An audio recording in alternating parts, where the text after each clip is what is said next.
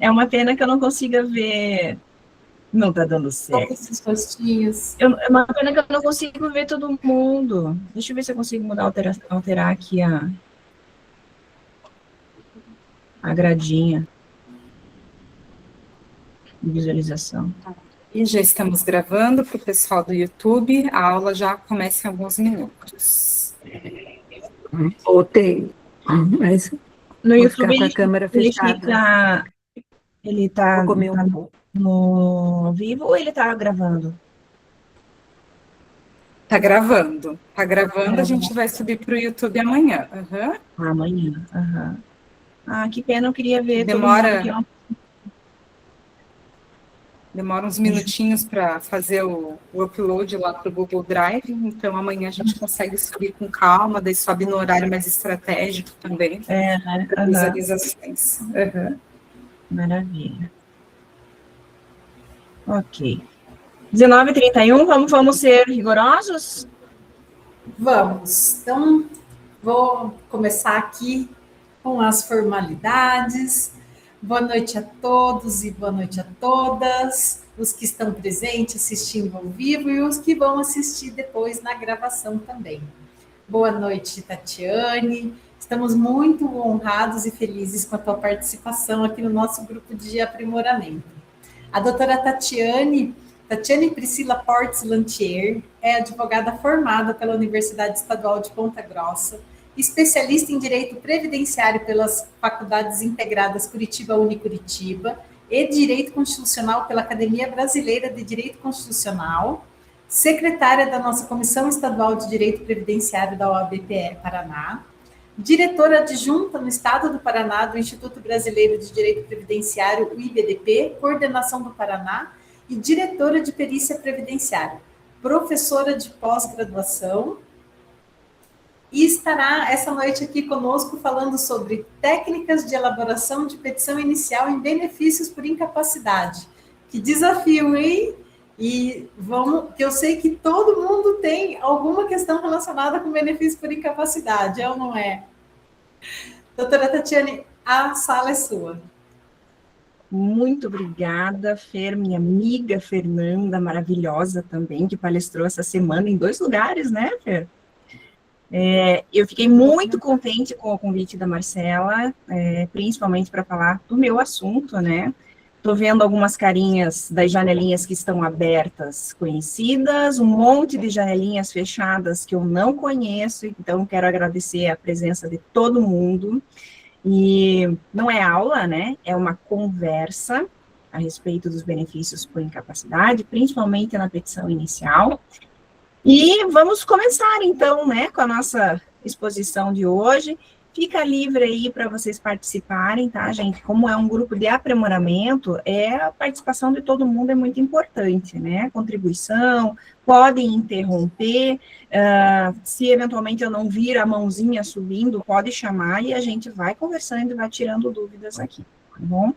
Estou vendo o Ricardo aqui, o Ricardo é minha cria, né, Ricardo? Ricardo sofreu bastante na minha mão fazendo petição inicial e hoje o Ricardo é o especialista em petição inicial em benefício por incapacidade. Ele sabe até o que eu penso na hora de descrever. Às vezes ele toma uns puxão de orelha ainda, né, Ricardo? Mas é para o meu bem e o bem do cliente, não é para eles. Vou compartilhar aqui a tela para a gente começar. Deixa eu achar aqui. Vamos ver. Entrou? Não, né? Tá conectando.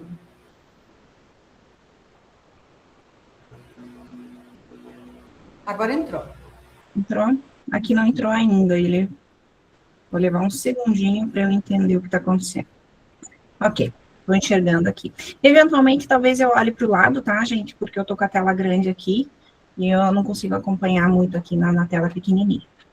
Bom, petição inicial no benefício por incapacidade. O objetivo é redigir uma petição técnica, precisa, vencedora, gente. A gente precisa ganhar o nosso processo, né?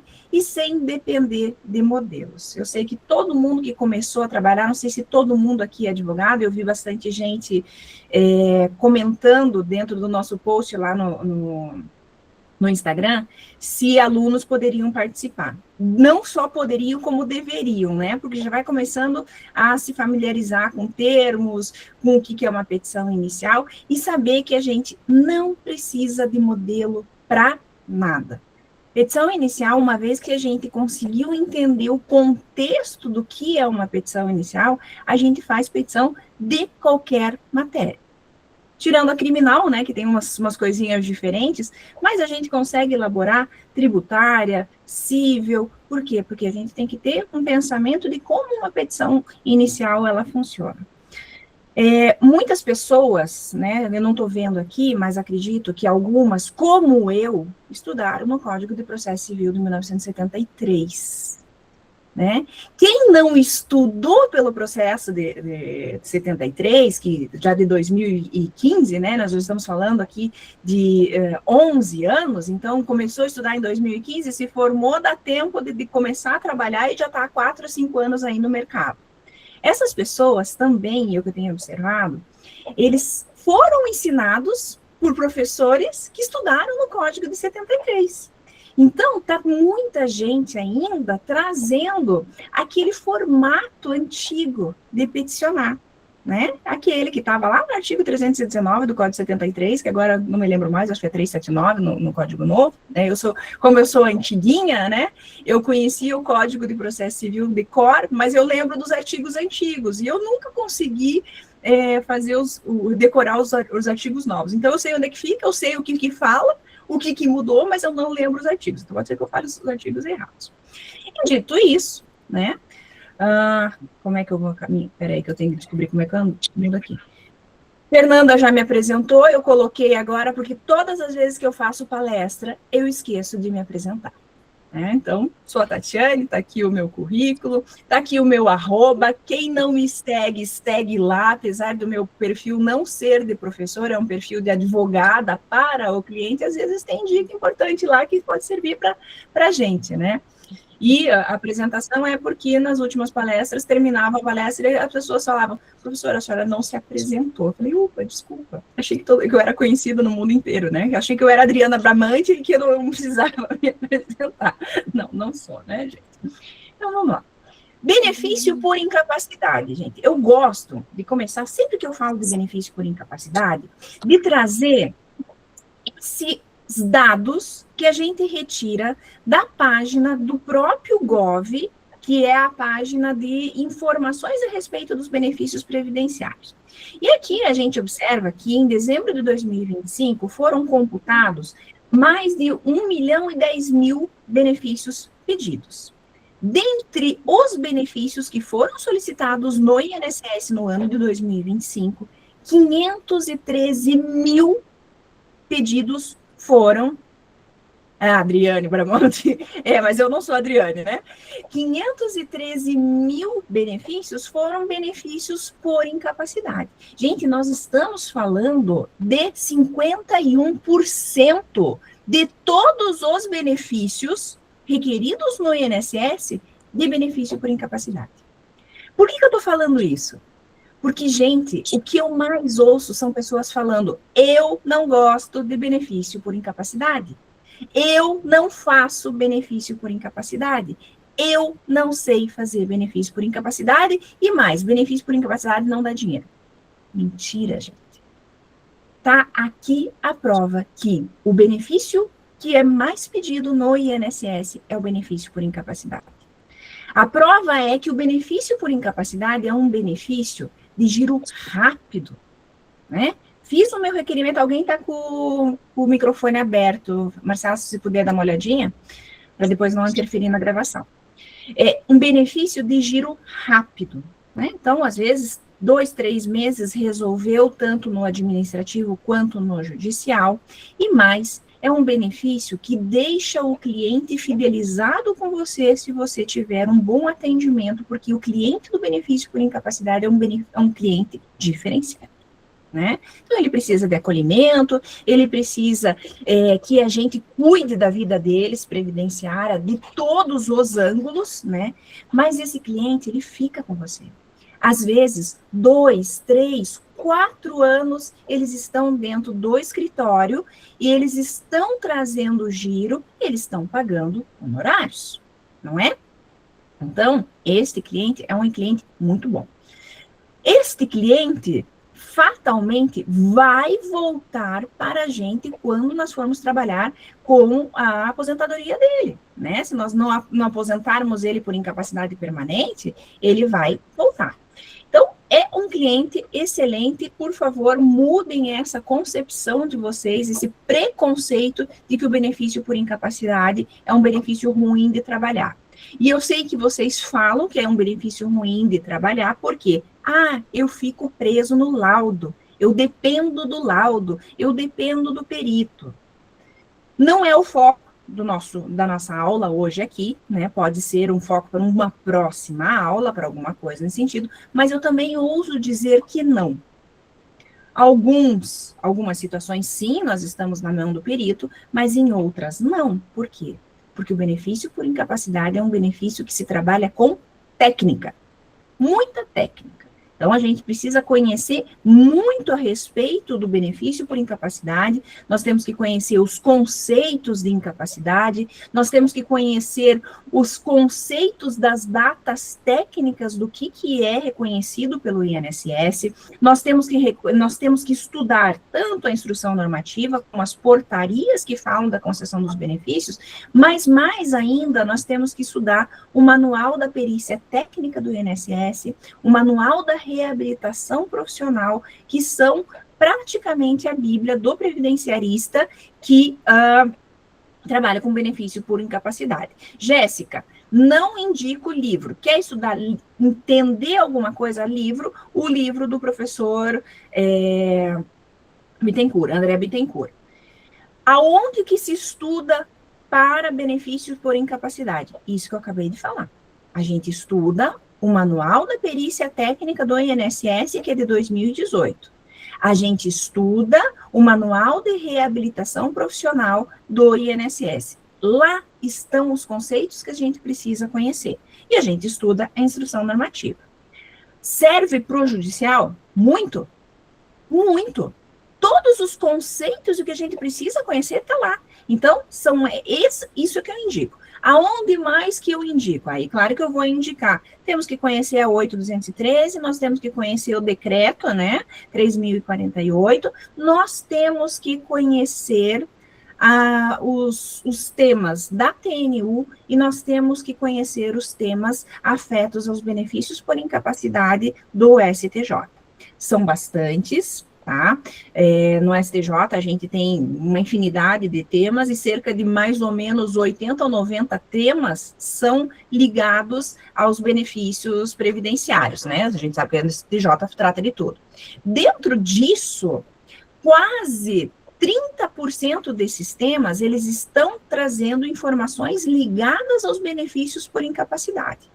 Então, às vezes, nós vamos ter, dentro dos temas do STJ ou da TNU, situações que não tratam especificamente de benefícios por incapacidade, mas que eles vão trazer solução para os nossos problemas. Também não é objetivo, mas estou trazendo a título de informação, por quê? Porque a gente precisa conhecer isso para quem vai trabalhar com benefício por incapacidade, ok? Então, vamos lá. Veja aqui, o INSS trouxe a informação que 571.629 foram os benefícios concedidos no INSS. Daquele 1 milhão, 50% foram concedidos. Desses 50%, 13, que foram 571 mil, 325 mil benefícios, 326 mil benefícios foram o quê? Benefícios por incapacidade. Lembra que nós falamos que foram pedidos quase 600 mil benefícios de benefício por incapacidade? Estou trazendo o dado aqui, que dos 600 mil que foram pedidos, 325 foram concedidos. Significa o quê? que nós temos 190 mil benefícios por incapacidade indeferidos. Significa dizer que nós temos a possibilidade de ter 190 mil clientes espalhados no Brasil. Ou seja, do maior litigante que nós temos no Brasil, a maior litigância que pode existir é o benefício por incapacidade.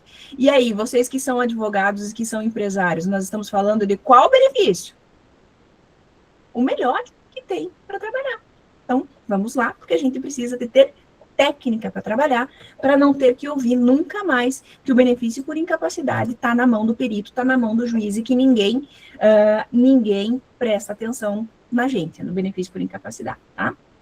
Qual que foi o maior motivo de indeferimento do benefício por incapacidade? Aqui, isso foi o próprio INSS que traz a informação no portal da transparência do INSS, falando que eles foram indeferidos porque não houve a comprovação da incapacidade para o trabalho na perícia médica.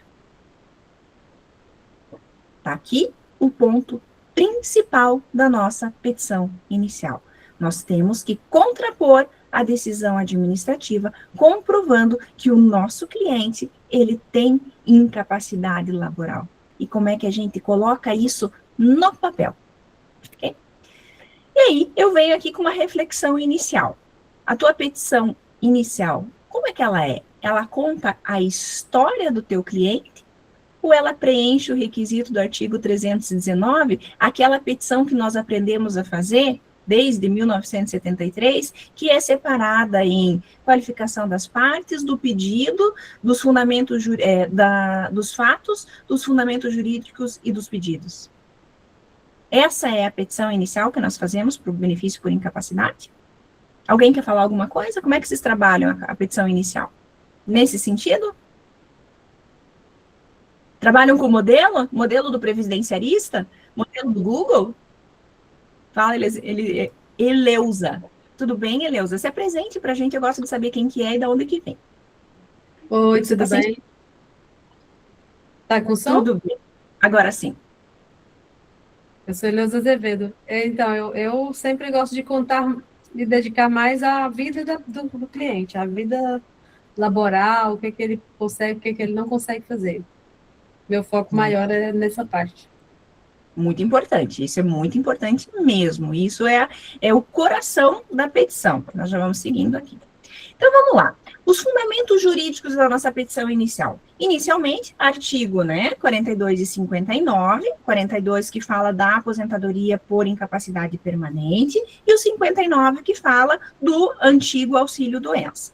Constituição Federal, a emenda 103, ela alterou o nome de auxílio-doença para benefício por incapacidade temporária ou definitivo, mas a Lei 8.213, ela não teve alteração, ela continua chamando de auxílio-doença. Então, se eventualmente vocês ainda chamam de auxílio-doença, que eu acho muito mais fácil, não está errado. Por quê? Porque a lei não trouxe alteração, embora haja alteração lá na Constituição. E por que foi alterado o nome do benefício lá na Constituição? Porque o bem tutelado aqui não é a doença.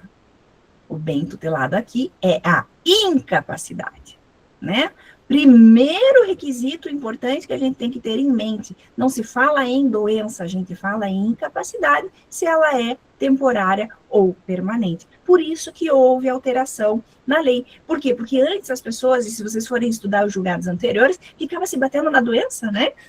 E a gente sabe que, todo mundo fala, eu não posso ir para o INSS começar a recolher se eu estiver doente. É verdade isso?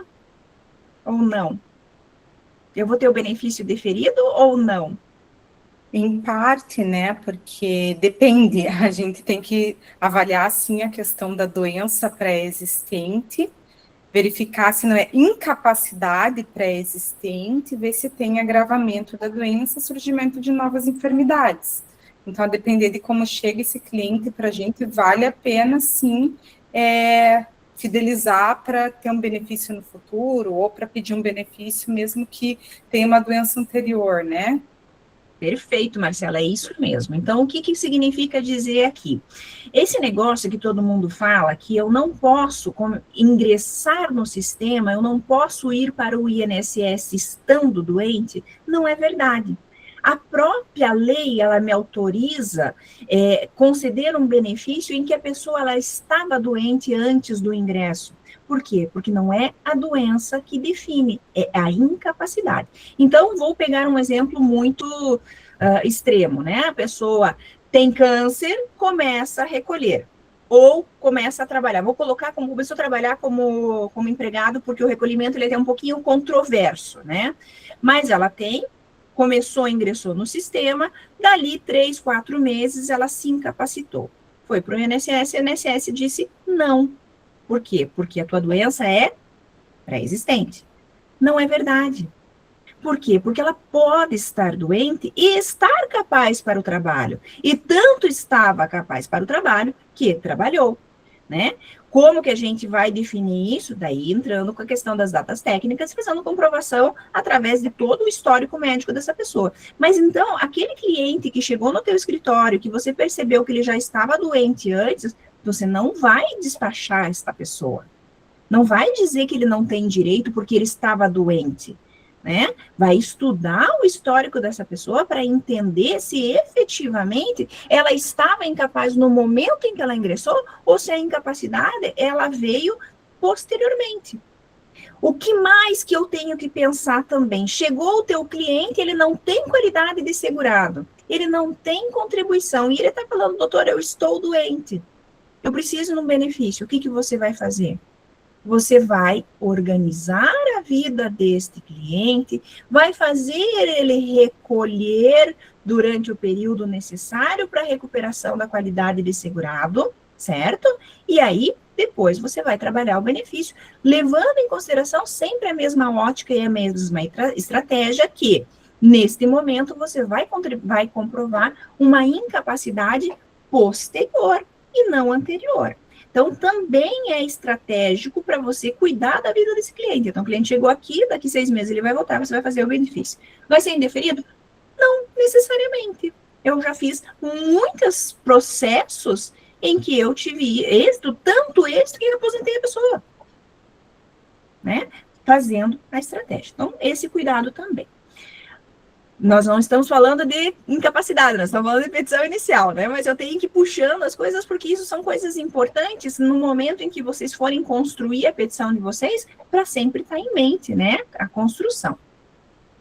O artigo 319, requisitos obrigatórios da petição inicial, né? Que nós falamos. Qualificação das partes, dos fatos, fundamento do pedido, causa de pedir, requerimentos, enfim, aqueles obrigatórios. Mas, no benefício por incapacidade, este artigo, ele é só balizador de petição geral. Ele não serve para a gente. Se nós fizermos uma petição baseada no que está descrito no artigo 319, a nossa petição é o quê? Inepta. A nossa petição, ela é inepta e pode ensejar a extinção sem julgamento do mérito. Os juízes, eles são bonzinhos, mas nós vamos ver aqui mais para frente, eu vou trazer 3 exemplos para vocês de petições reais, certo? Em que elas estão completamente fora do que deveria ser e que elas deveriam ter sido, talvez, sumariamente,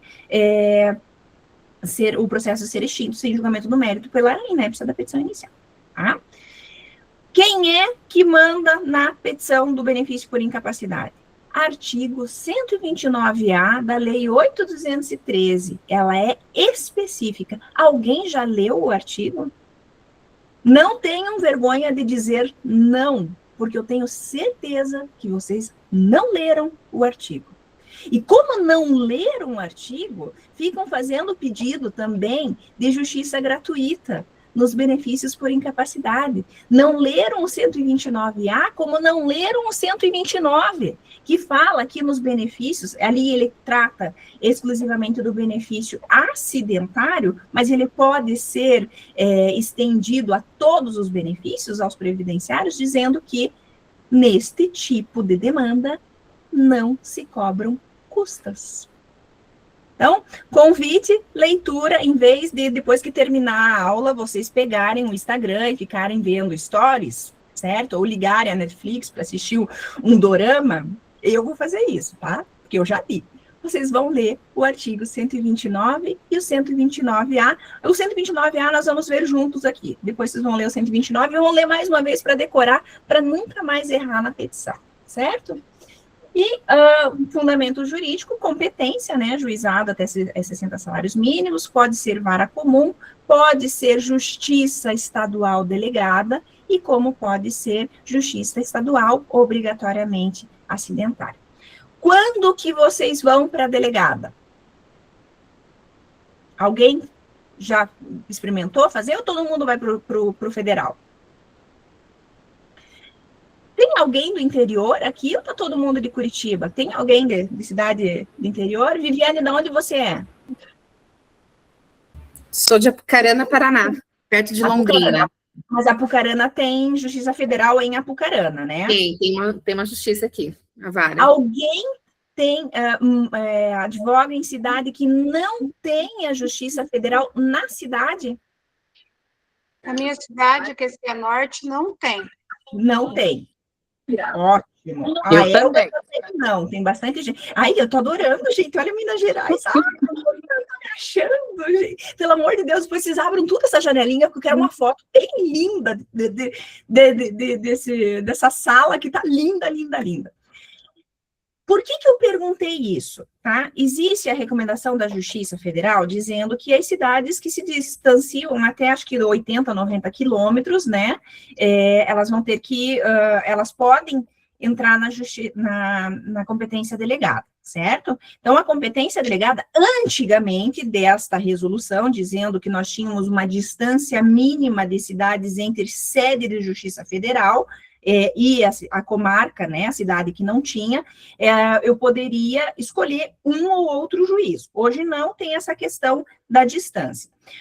Quem não tem na cidade em que advoga, ou nas proximidades, no domicílio do autor, que não tem a sede de Justiça Federal, é interessante vocês conhecerem como que o juízo de vocês da comarca, juiz estadual, entende o benefício, os benefícios em gerais, principalmente o benefício por incapacidade, por quê? Porque às vezes como estratégia processual pode ser melhor.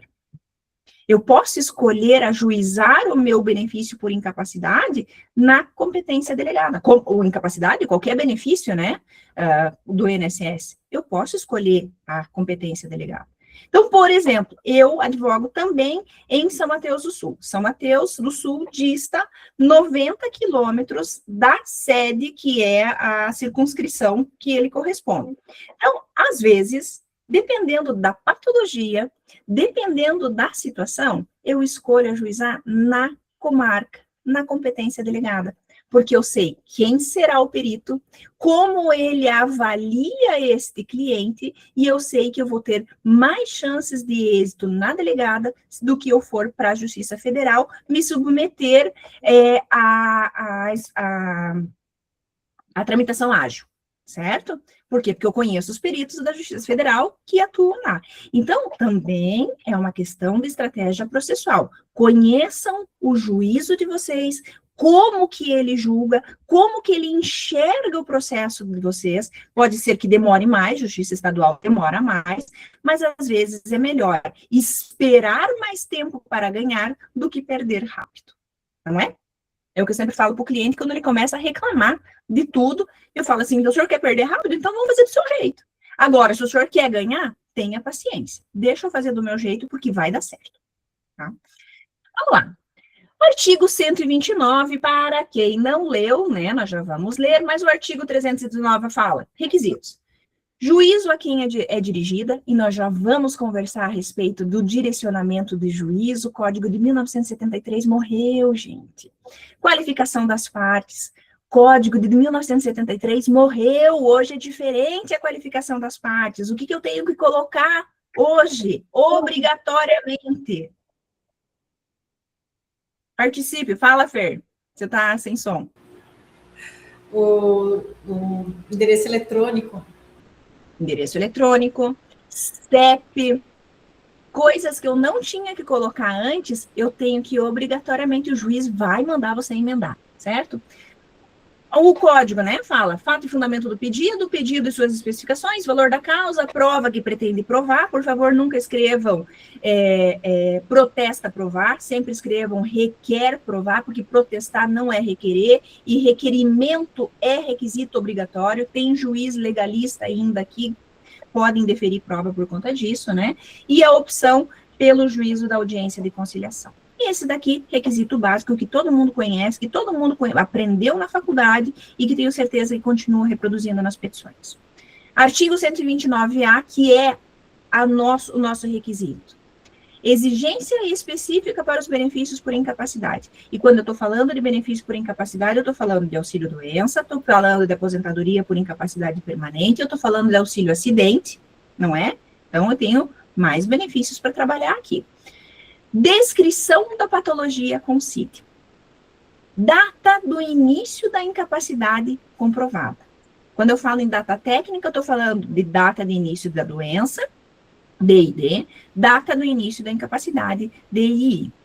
Descrição detalhada da atividade laboral habitual. Nexo causal explícito, como a patologia impede a função laboral habitualmente exercida. Prova pericial como regra, não basta ter laudo isolado. Tenho certeza que nas petições de vocês não tem tudo isso. Não tem da forma que deve ser colocado, tá? Tem lá, fulano pediu o benefício no INSS, o benefício foi indeferido, ele tem uma dor na coluna que impede de trabalhar. E o benefício foi injustamente deferido. Daí vem lá na petição de vocês falando, o artigo 59 fala isso, a jurisprudência, e o André Bittencourt, e o Carlos Moreira Salles no livro tal, essa coisa arada, requerimento pedindo que seja concedido o benefício ou a aposentadoria, e que sejam pagos atrasados. Tenho certeza que é isso que tem, porque eu vejo todo dia um monte de petição desse jeito. Se vocês não fizerem assim, vou dar um parabéns maravilhoso, né, se fizerem do jeitinho que eu vou mostrar aqui, porque é como tem que ser feito. Fala, Marcela. Aqui, oi, Tati, uma pergunta. Ali você mencionou, né, a gente fazer a relação da incapacidade com a atividade que o trabalhador exerce habitualmente. Como que você vê essa questão depois da reforma da Previdência, quando para benefício por incapacidade permanente, a gente passa a ter que falar em incapacidade omniprofissional? Porque, na prática, eu não tenho visto isso ser observado, né? Então, o que você acha disso? Olha, para ser benefício por incapacidade permanente, para quem não sabe o que é o omniprofissional, significa para toda e qualquer atividade. Tá? Então, o benefício por incapacidade, ele tem o benefício por incapacidade temporário, que é aquele que eu tenho uma data de cessação de benefício prevista, uma previsão de alta, né? Então, significa que a pessoa ela vai se recuperar num determinado período de tempo. Eu tenho uma possível reconhecimento de uma incapacidade parcial permanente. Então, começa, quando ela é incapacidade permanente, ela é total, incapacidade total temporária. Então, eu tenho DCB. Eu posso ter uma incapacidade parcial permanente, ok? Neste caso, eu vou encaminhar o cidadão para uma reabilitação profissional, se ele tiver condições de ser inserido no programa da reabilitação profissional. A aula de reabilitação profissional é uma aula à parte, muito legal também, a gente conhecer como que funciona a reabilitação profissional, porque o INSS, ele mesmo não segue o procedimento da reabilitação profissional, ou então é reconhecido que a incapacidade é total e permanente, ou seja, eu não consigo colocar esta pessoa numa outra atividade porque ele não consegue exercer nada, ou porque as condições sociais dele não permite que ele siga uma reabilitação e ele possa ter um novo ofício. Ok? Então, neste caso, o que acontece? Mesmo com a reforma, Marcela, continua um momento, se for reconhecido que a pessoa não tem condição de trabalhar ou não tem condição social de se reinserir, vai ser concedido. Não sei se era isso que você queria saber. O que trouxe muito de diferente na reforma para a incapacidade permanente? Quando a gente trata de funcionário público, regime próprio. No regime próprio, o que acontece? Antigamente, eu aposentava as pessoas. Regime próprio não existe reabilitação profissional.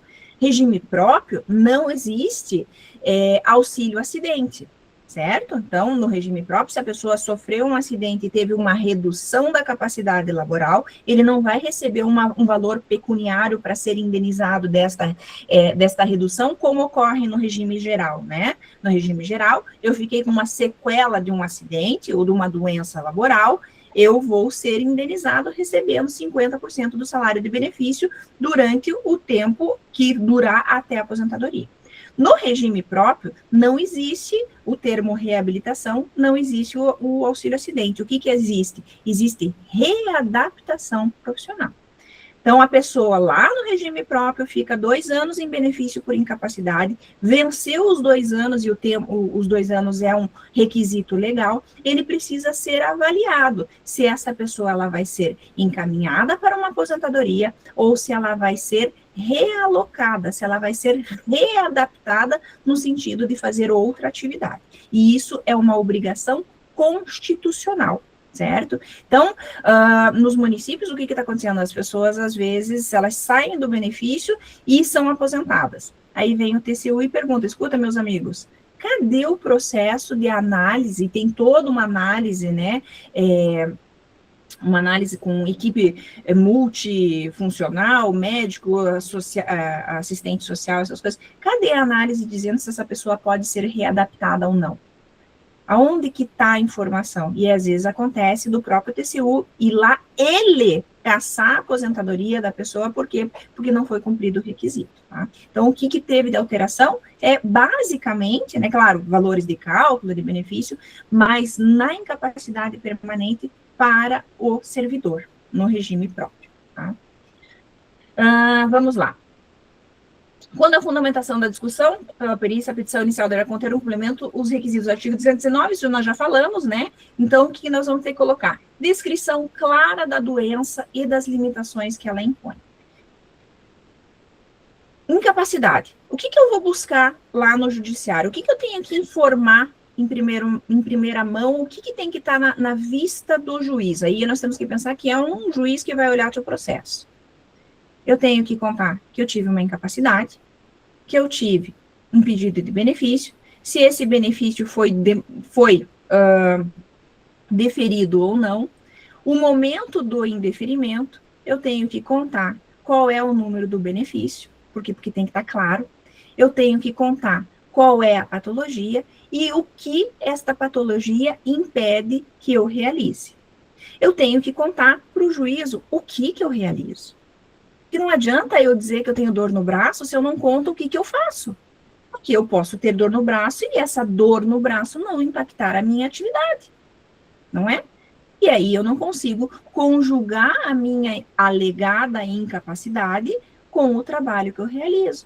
Lembre-se lá o que a Constituição fala. Incapacidade para o trabalho. Não é auxílio-doença. É benefício por incapacidade. Se eu não comprovar a incapacidade, eu não vou ter o meu benefício concedido. E ninguém fala a respeito disso. O pessoal fala doença, que não consegue trabalhar e que foi indeferido indevidamente, certo? Eu tenho que trazer claramente a indicação da atividade para a qual o autor alega estar incapacitado. Então, eu tenho problema no braço, eu sou um pintor, o meu problema no braço é no braço direito, eu vou descrever detalhadamente o que esta pessoa faz, né? Eu sou, vamos pegar uma profissão, uma costureira, tem problema do bursite. Que tipo de máquina ela usa? Quantas horas por dia ela trabalha? Que tipo de costura ela faz? Ela costura calcinha ou ela costura capa para sofá? Eu tenho que trazer esses detalhes porque é isso que vai demonstrar que a pessoa está incapaz. Eu tenho que ter essa descrição clara, certo? Conforme o artigo 129A fala, eu tenho que trazer as inconsistências da avaliação médico-pericial discutida. Então, eu tenho que pegar lá no meu processo administrativo, o laudo sabe, eu tenho que ler o laudo que o perito colocou e eu vou ter que discutir dizendo, aqui está errado, por quê? Porque o perito não avaliou o que a pessoa faz, o perito não levou em consideração os movimentos que ele realiza, ele não levou em consideração a medicação que ele toma, porque a medicação ela pode influenciar também na incapacidade, não é? Tem efeito colateral. Então, eu tenho que colocar claramente. E, como requisito, a declaração de existência ou inexistência de ação judicial é requisito do artigo 129. Na Justiça Federal já vem uma casinha para a gente marcar um xizinho, mas na Justiça Estadual, quando a gente estiver trabalhando com a competência delegada ou então nos benefícios acidentários, eu tenho que colocar como condição na petição inicial um parágrafo falando que não se trata de ação, não se trata de litispendência. E vou dizer mais, como não existe coisa julgada no benefício por incapacidade, todas as petições precisam ter. Né? Vocês sabem que não existe coisa julgada em benefício por incapacidade. Como que eu saio da coisa julgada? Sempre trabalhando o artigo 62 da 8.213, que fala da progressão e agravamento de doença. Ah, mas eu não consigo comprovar. Arruma um documento médico que esteja diferente da ação que você propôs há 2 meses atrás e você sai da coisa julgada. Quando você estiver, eventualmente, pode acontecer do juízo extinguir. Eu tive, essa semana aí, para não dizer, eu tive, por quê? Porque eu fiz uma estratégia, primeiro eu entrei na Justiça Estadual, era um benefício, um auxílio acidente. Na Justiça Estadual foi reconhecido que ele não tinha ainda consolidação das sequelas, e naquele processo foi julgado improcedente. Foi julgado improcedente, não foi nem extinto. Ele deveria ter sido extinto, mas o juiz optou em julgar por improcedente. Dentro daquele processo, verificou-se que, eventualmente, poderia ter uma causa laboral. E o que eu fiz? Eu fui lá para a VAT. Só que na VAT eu tenho que mostrar, né, a vara de acidente de trabalho, eu tenho que demonstrar que eu não tenho coisa julgada, por 2 motivos. Porque naquele caso não havia consolidação das sequelas, estava muito claro. O perito falou, eu não consigo dizer se essa pessoa tem redução, por quê? Porque ele vai fazer cirurgia, porque isso, porque aquilo. 2, eu tenho que demonstrar que aquilo também não foi julgado, por quê? Porque agora eu tenho uma outra competência julgando. Eu poderia manter na Justiça Federal e mesmo assim entender que não tem coisa julgada? Sim, simplesmente pelo fato de que não havia consolidação das sequelas. Ah, mas então se eu estivesse falando de um benefício por incapacidade puro, eu poderia, 2 meses depois, fazer o mesmo pedido baseado na mesma patologia? Posso. O que eu tenho que fazer? Ter um novo número de benefício, então eu não posso discutir o benefício que eu já discuti, e eu tenho que ter um documento comprovando que, ou demonstrando, ou dando a entender que eu tenho uma progressão, um agravamento. O artigo, se não me engano, é o 62, um deles aqui, mas eu já confiro aqui com vocês e já digo.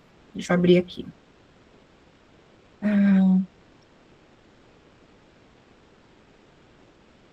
Que fala do agravamento. Vamos lá. Nessa telinha aqui, você acha que eu vou enxergar? Eu velho desse jeito. Deixa eu não tirar daqui. Gente, 23, eu tenho que correr. Vamos lá. Auxílio-doença, inclusive decorrente de acidente de trabalho, considerando uma emenda mensal. O segurado em gozo de auxílio-doença suscetível de recuperação para a sua atividade, será submeter-se.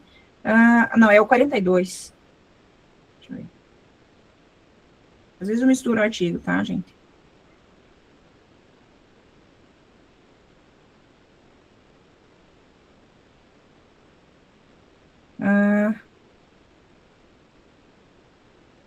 A aposentadoria por invalidez, uma vez cumprida, quando for o caso, a carência exigida será devida ao segurado que, estando ou não em gozo de auxílio-doença, for considerado incapaz e insuscetível de reabilitação para o exercício da atividade que lhe garanta a subsistência, será paga durante permanecer essa condição.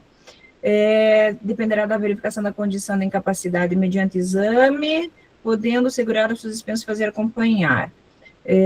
Poderá ser realizado por tecnologia, lesão segurada... Aqui, ó, a doença ou lesão de que o segurado já era portador ao filiar-se ao regime geral da Previdência Social, não lhe conferirá o direito à aposentadoria por invalidez, salvo quando a incapacidade sobrevier por motivo de progressão ou agravamento desta doença ou lesão. Artigo 42 da 8.213, parágrafo 2º. Esse daqui é o fundamento que salva todos os processos da alegada coisa julgada. É aqui. Não existe coisa julgada para benefício por incapacidade.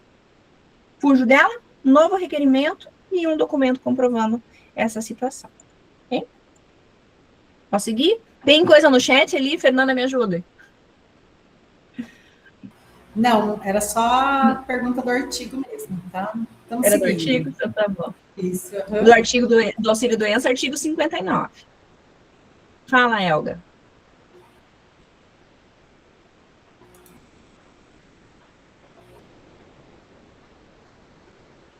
Pode falar.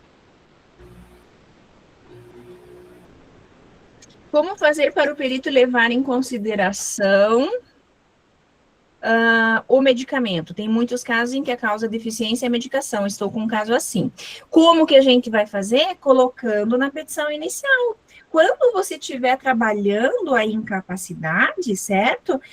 Você vai ter que descrever qual que é a doença, quais são os sintomas que essa doença causa, como que ela impacta a atividade da pessoa, a medicação que ela toma, você vai ter que demonstrar, gente, certo? Vocês têm que estudar o prontuário médico da pessoa, vocês têm que entender todo o histórico médico dessa pessoa, você tem que entender o que ela faz com precisão para que você possa contar. A partir do momento que você consegue colocar, então, a dona Maria trabalha limpando o vidro no 17º andar de um prédio de escritórios. Ela está tomando uma medicação que causa vertigem, certo? Ela tem problema de depressão e a medicação que ela toma é muito forte, ela fica tonta, e então a medicação, ela também atrapalha o desempenho desta pessoa no exercício da sua atividade. Ela pode cair, né? Ela pode ter problema de cognição. Então, você tem que mostrar. Como é que eu vou mostrar? A fulana toma tramadol todos os dias numa dose enorme que deixa ela tonta. Você vai trazer a bula do remédio dizendo que esse remédio tem esses efeitos colaterais, eventualmente, né, você vai mostrar, eventualmente não, obrigatoriamente você vai mostrar que ela tem um receituário para este remédio e você vai fazer a conjugação. E depois você vai fazer um quesito lá no final perguntando se a medicação causa efeito colateral, se a medicação, ela pode, tomada, a pessoa pode vir sofrer um acidente, certo? Por quê? Porque você tem que entender qual que é o conceito de incapacidade. O conceito de incapacidade é a impossibilidade do exercício da sua atividade laboral que traga remuneração, né, que a pessoa possa se alimentar, mas não só que ela tenha segurança no trabalho, que ela tenha desempenho no trabalho e que ela não possa causar danos a outras pessoas. Esse é o conceito da incapacidade. Então, ele é muito mais amplo, ele não está só na pessoa. Tem que ver os terceiros, tem que ver se ela continuar nessa atividade, ela pode ter agravamento dessa patologia, certo? Então, entender o que é um conceito de incapacidade é importante também para que você consiga, daí, descrever a situação e colocar e forçar o perito a se manifestar a respeito desses questionamentos. Quesitação, aula de quesito teve com o professor Leandro Brasil, ele ensinou bastante coisa, mas tem bastante coisa que a gente pode fazer trazendo na nossa petição, tá? Parágrafo 2º do artigo 129. Quando a conclusão do exame médico pericial realizado pelo perito mantiver o resultado da decisão proferida na via administrativa, poderá o juízo, após a oitiva da parte autora, julgar improcedente o pedido. Então, vocês sabem que na Justiça Federal, o que acontece? E na Justiça Estadual, por força da recomendação conjunta número 15 do CNJ, nos benefícios por incapacidade, não tem citação inicial do INSS. Você ingressa com o benefício e já é marcado a perícia. Se a perícia ela for negativa, o juiz pode julgar direto sem chamar o INSS. Tá? Acontece isso nos nossos processos? Não, né? Mas pode acontecer de ter um deferimento aí, uma improcedência liminar. Se a controvérsia versar sobre os outros pontos, além do que exige exame médico pericial, observado o exposto no parágrafo 1º, o juízo dará seguimento ao processo com a citação do réu. Então, normalmente acontece isso. Aqui seria uma previsão de, eventualmente, o juízo precisar, além de analisar a incapacidade, por exemplo, quando se está tratando de uma manutenção da qualidade de segurado, ou quando eu estou tratando de uma necessidade de carência ou não, quando eu estou discutindo data de início de incapacidade, porque às vezes eu preciso, né? Então, são outras situações aqui que o artigo prevê. Então, o que a gente tem que ver? E isso aqui é um ponto muito importante para os benefícios por incapacidade, que é a questão da competência. Competência, ela é fixada sempre pelo valor da causa. Até 60 salários mínimos juizado, superior a 60 salários mínimos, eu vou para a vara federal, para a vara comum, né, vara federal comum, então eu posso ir para a delegada também. Na delegada não tenho essa questão de 60 salários mínimos, na delegada o benefício por incapacidade não vai para juizado. Não existe, ele vai seguir a vara comum, tá? Mas por que é importante a gente ter em mente e fazer o cálculo correto do valor da causa, tá? Por quê? Porque a gente sabe que nós podemos renunciar ao valor da causa, né? Para que nós tenhamos o nosso processo na justiça, no juizado. Qual que é a consequência da renúncia do valor da causa no juizado? Eu quero que alguém me responda isso. Ninguém se habilita? É apenas para fixar a competência? Não. Alguém se habilita quando eu vou renunciar ao valor da causa? Qual que é a consequência? É uma consequência desgraçada e eu aprendi no pelo. No pelo. Porque eu nunca tinha estudado direito. Perde os valores adicionais a 60 salários mínimos, se a condenação for maior. Exatamente, Rosilene, você está me prestigiando. Muito obrigada pela sua presença. Gente, a consequência vocês não fazerem o cálculo do valor da causa da forma correta é que, se eventualmente vocês ajuizarem um processo cujo valor da causa seja superior ao teto do juizado, vocês perderam 1 ano de benefício. É perdido. Por mais que ganhe, por mais que tenha dinheiro, vocês perderam obrigatoriamente 12 meses de benefício. Então, o que a gente observa? Tem gente que faz valor da causa no olho, né? Tipo, fazer bolo no olho, faz valor da causa no olho. E aí, erra o valor da causa, e eventualmente, hoje, qual que é? 82 mil ou 86, uma coisa assim, deu 87, ok? Superou. Se for 86, deu 87, ajuizou no juizado, apresentou o termo de renúncia, né? E o processo correu no juizado. Terminou, ganhou, o processo levou 2 anos para correr no benefício por incapacidade. 2 anos. Chegou lá na execução, descobriu que essa pessoa tinha 150 mil reais para receber. Nossa, maravilha, eu não tenho limitação no juizado para receber, né? Eu posso receber por RPV e eu posso receber por precatório no juizado, isso não impede. E aí você apresenta a sua conta, você descobre que, na verdade, você perdeu 24 mil reais e não entende por quê. Por que você perdeu 24 mil reais? Porque você calculou errado e colocou um processo que tinha R$1.000 a mais dentro de um local que não era competente para julgar aquele R$1.000 a mais e você perdeu 24. Querem ver? Vou mostrar para vocês. Tá? Então, aqui tá, depois eu vou, se vocês quiserem, eu disponibilizo o material, daí vocês dão uma lida aqui, porque a gente vai ter que adiantar que nós já são 8h30, tá? Isso aqui está dito no tema 1030, tá? O autor que deseja litigar no Juizado Especial Federal Civil é lícito renunciar de modo expresso e para fins de atribuição do valor da causa, o montante que exceda 60 salários mínimos, previsto no parágrafo 3º da Lei 10.259, aí incluída, sendo o caso, até 12 prestações vencidas no termo do artigo 3º e 2º da lei, combinado com o artigo 292 do Código de Processo Civil. Artigo 292 é aquele que prevê como que a gente calcula o valor da causa. O valor da causa, então, são as parcelas vencidas, acrescida de 12 vincendas. Isso todo mundo sabe, né? Então, não tem dúvida. Então, tem que calcular, porque você tem que colocar o teu processo no lugar certo, tá? A impugnação deveria ser na contestação. Tá falando do valor da causa aqui ou é outro assunto? Infelizmente, sentindo o pelo. Mas a impugnação deveria ser na contestação e não na execução. Não, nós estamos falando primeiro de definição de competência, quem vai julgar o teu processo. Nós não estamos falando de cálculo de impugnação, se o valor está certo ou não. Nós estamos falando para definir se o meu processo pode ficar no juizado, se eu quero que ele fique no juizado, ou se o meu processo, obrigatoriamente, ele tem que ir para a competência normal comum, tá? Eu posso, e o juizado, ele é absoluto. Se o valor da causa for inferior, ele vai ter que ficar no juizado. Mas se ele for superior, eu posso renunciar e deixar ele. Às vezes eu quero, por quê? Porque eu sei que aquele julgador vai ser bom, vai ser mais rápido, enfim, essas coisas todas, tá? Vamos ver aqui o que é a consequência no pelo? Vou mostrar para vocês aqui. Tá aqui um cálculo do cliente, né? Então, ele teve aqui, eu trouxe o cálculo, tá aqui, esse aqui é um processo. Chegou na análise, parcelas vincendas, 12.540. É que esse processo aqui é antigo, então, na época, era menor o valor da causa. Estava aqui. Então, eu tinha minhas parcelas vencidas, 51 mil. Eu tinha 12 parcelas vincendas, 12.540, que fechava um valor da causa de 64.364, ok?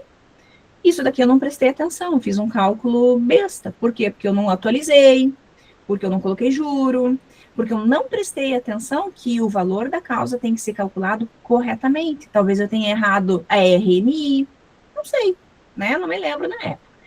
Qual que era o valor limite da época? 62.700. Estou falando aqui de R$2.300 de diferença, ok? Aqui, tá o cálculo. Veio, né, a execução, o cumprimento de sentença, quando eu olho, putz, 12 parcelas que foram excluídas, 12.000. E aí, em vez... Opa, eu não coloquei na conta? Aqui.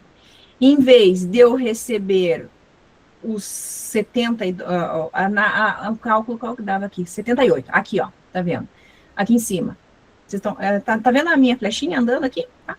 Então, aqui em cima, então, eu tinha um limite de 62.700, a minha conta dava 78, e aqui ainda dava um pouquinho mais, tá?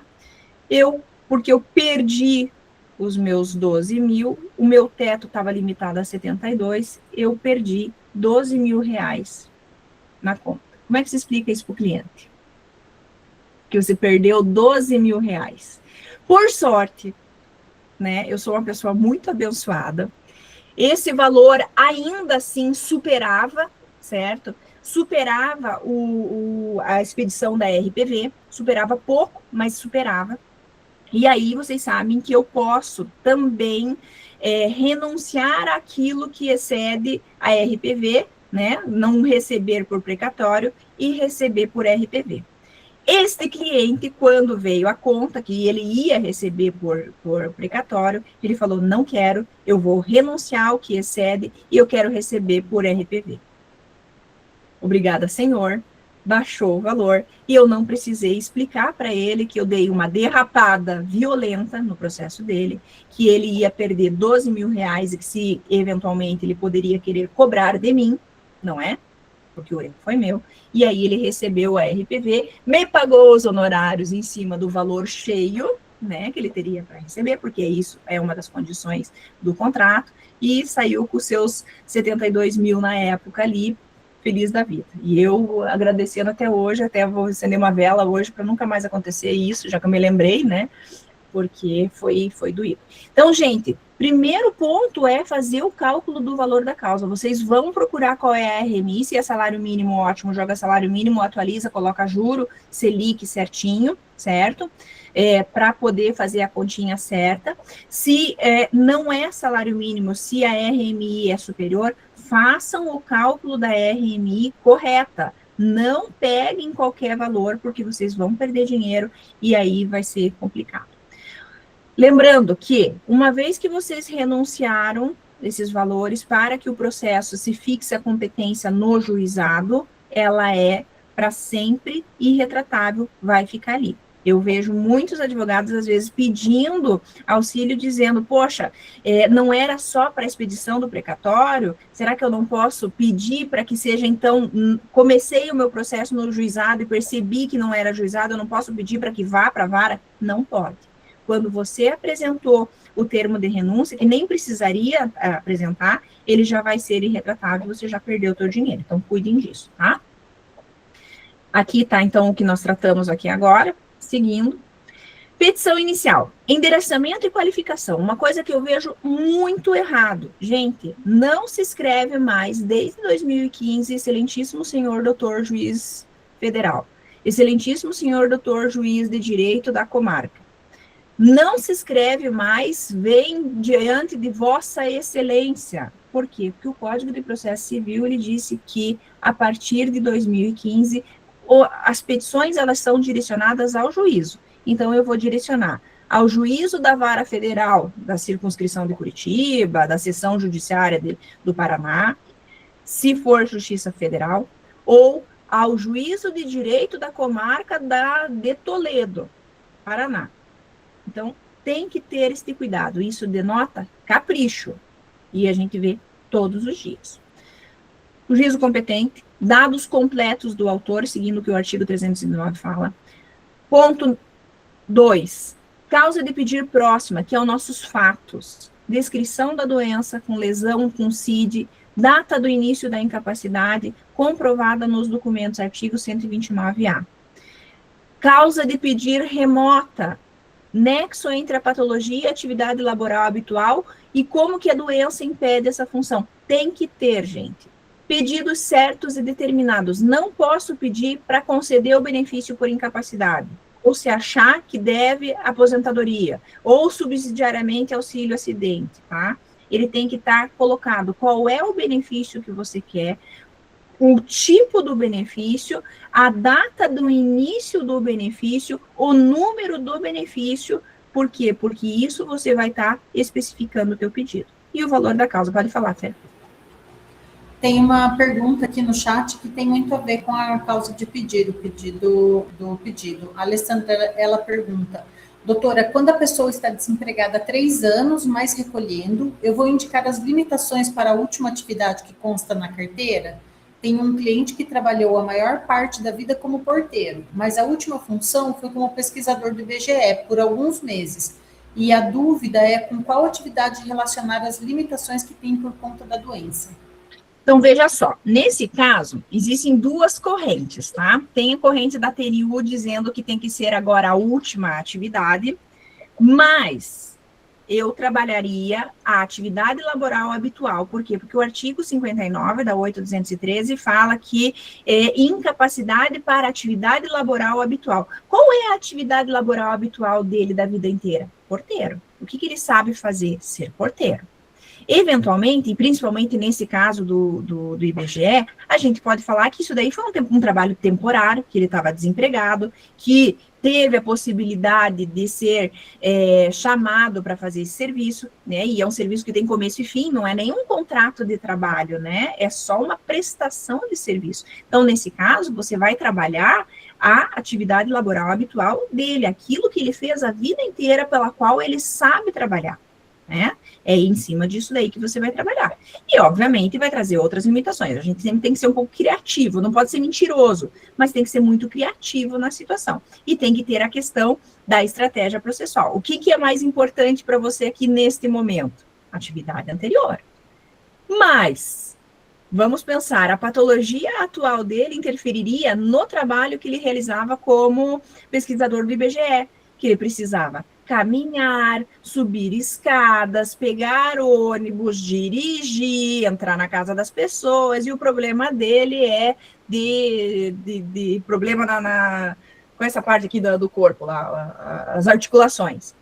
Vocês têm que analisar qual que é a doença e ver o que é mais interessante para vocês, né? E trabalhar a tese de vocês. Tenho plena convicção que o INSS não vai contestar dizendo, não, peraí, ele era porteiro, então, e o problema dele é caminhar e porteiro fica sentado.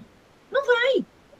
Se vocês correlacionarem a patologia com a dificuldade laboral, tá feito. Vocês têm só que trabalhar com a perícia, certo? Por quê? Porque eu não vou ter uma impugnação específica nesse sentido. Então, vocês vão escolher qual que é a patologia. Vocês vão ter cliente que é porteiro, pintor, servente, lavador de carro, cantor, tocador de viola. Vocês vão escolher.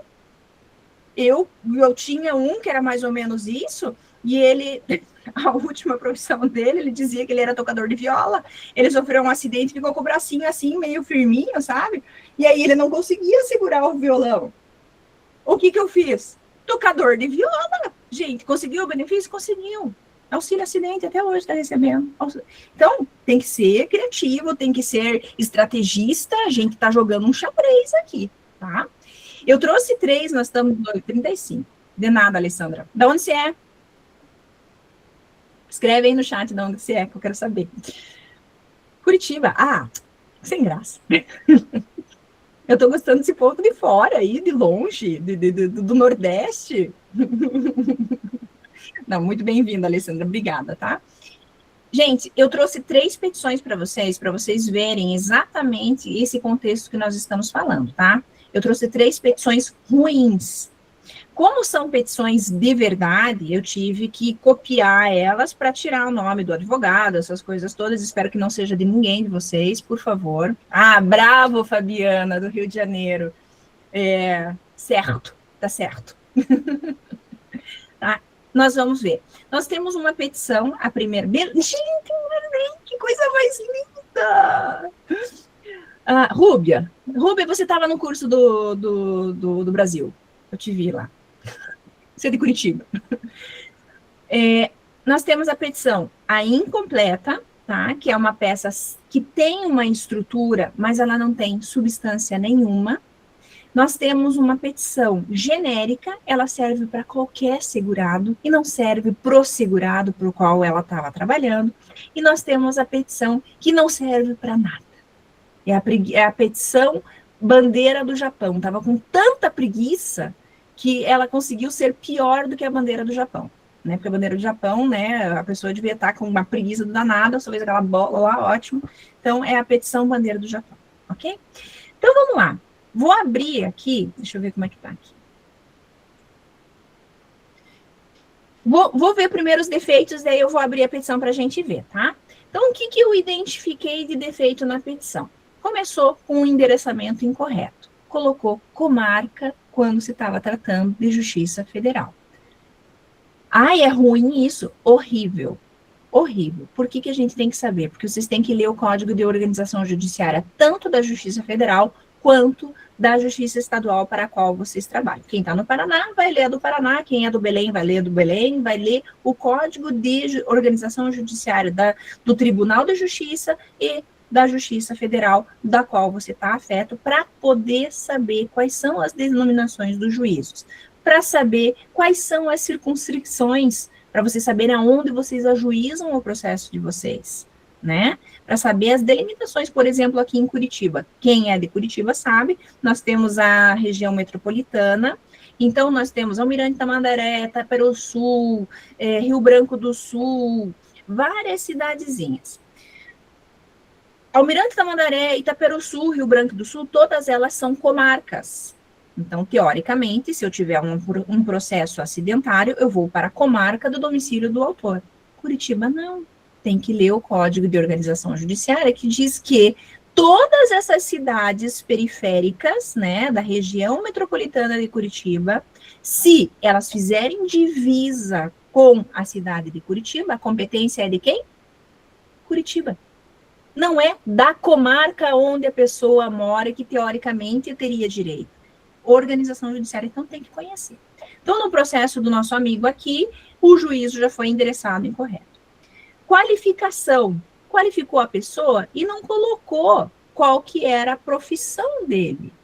No corpo da petição, tem lá dizendo que ele é um repositor, serviços gerais, mas não tem a explicação. Então, como é que eu vou defender que essa pessoa que é um repositor, que é um expositor, trabalha se eu já lá no começo não qualifico correto? Eu não trago a informação correta. Causa de pedir. Ele traz na petição dele uma tabela sem narrativa nenhuma. Ele não traz limitação, não traz... o que ele traz não conecta com o problema que ele apresenta na petição dele, tá? Consistência pericial vaga, conclusão sem fundamento técnico, inconsistências, né? O campo que ele preencheu lá. Afirma que o INSS reconheceu incapacidade e não concedeu o benefício. Cadê a fundamentação do laudo comprovando que aonde que o perito errou, aonde que ele não avaliou para dizer que a pessoa estava capaz para o trabalho, tá? E quesitos, esta pessoa ainda fez 34 quesitos. Gente, 34 quesitos, dos 34, eu até li alguns, 4 deles eram pertinentes, os 30 não. Então, ele já matou o processo dele só nos quesitos. Vamos ver a petição deles? Eu vou ter que descompartilhar e apresentar outro aqui. Deixa eu ver se eu consigo. É essa aqui. Tá aparecendo? Ou não? Tá, né? Tá sim. Vamos lá. Já começa com a petição do nosso amigo aqui. Parece credo, esqueci, o layout da Shopee, né? Eles estão fazendo um visual da Shopee, do AliExpress, porque, pelo amor de Deus, colorida desse jeito. Mal direcionada ao juízo federal da comarca de Curitiba, comarca é juízo estadual, ok?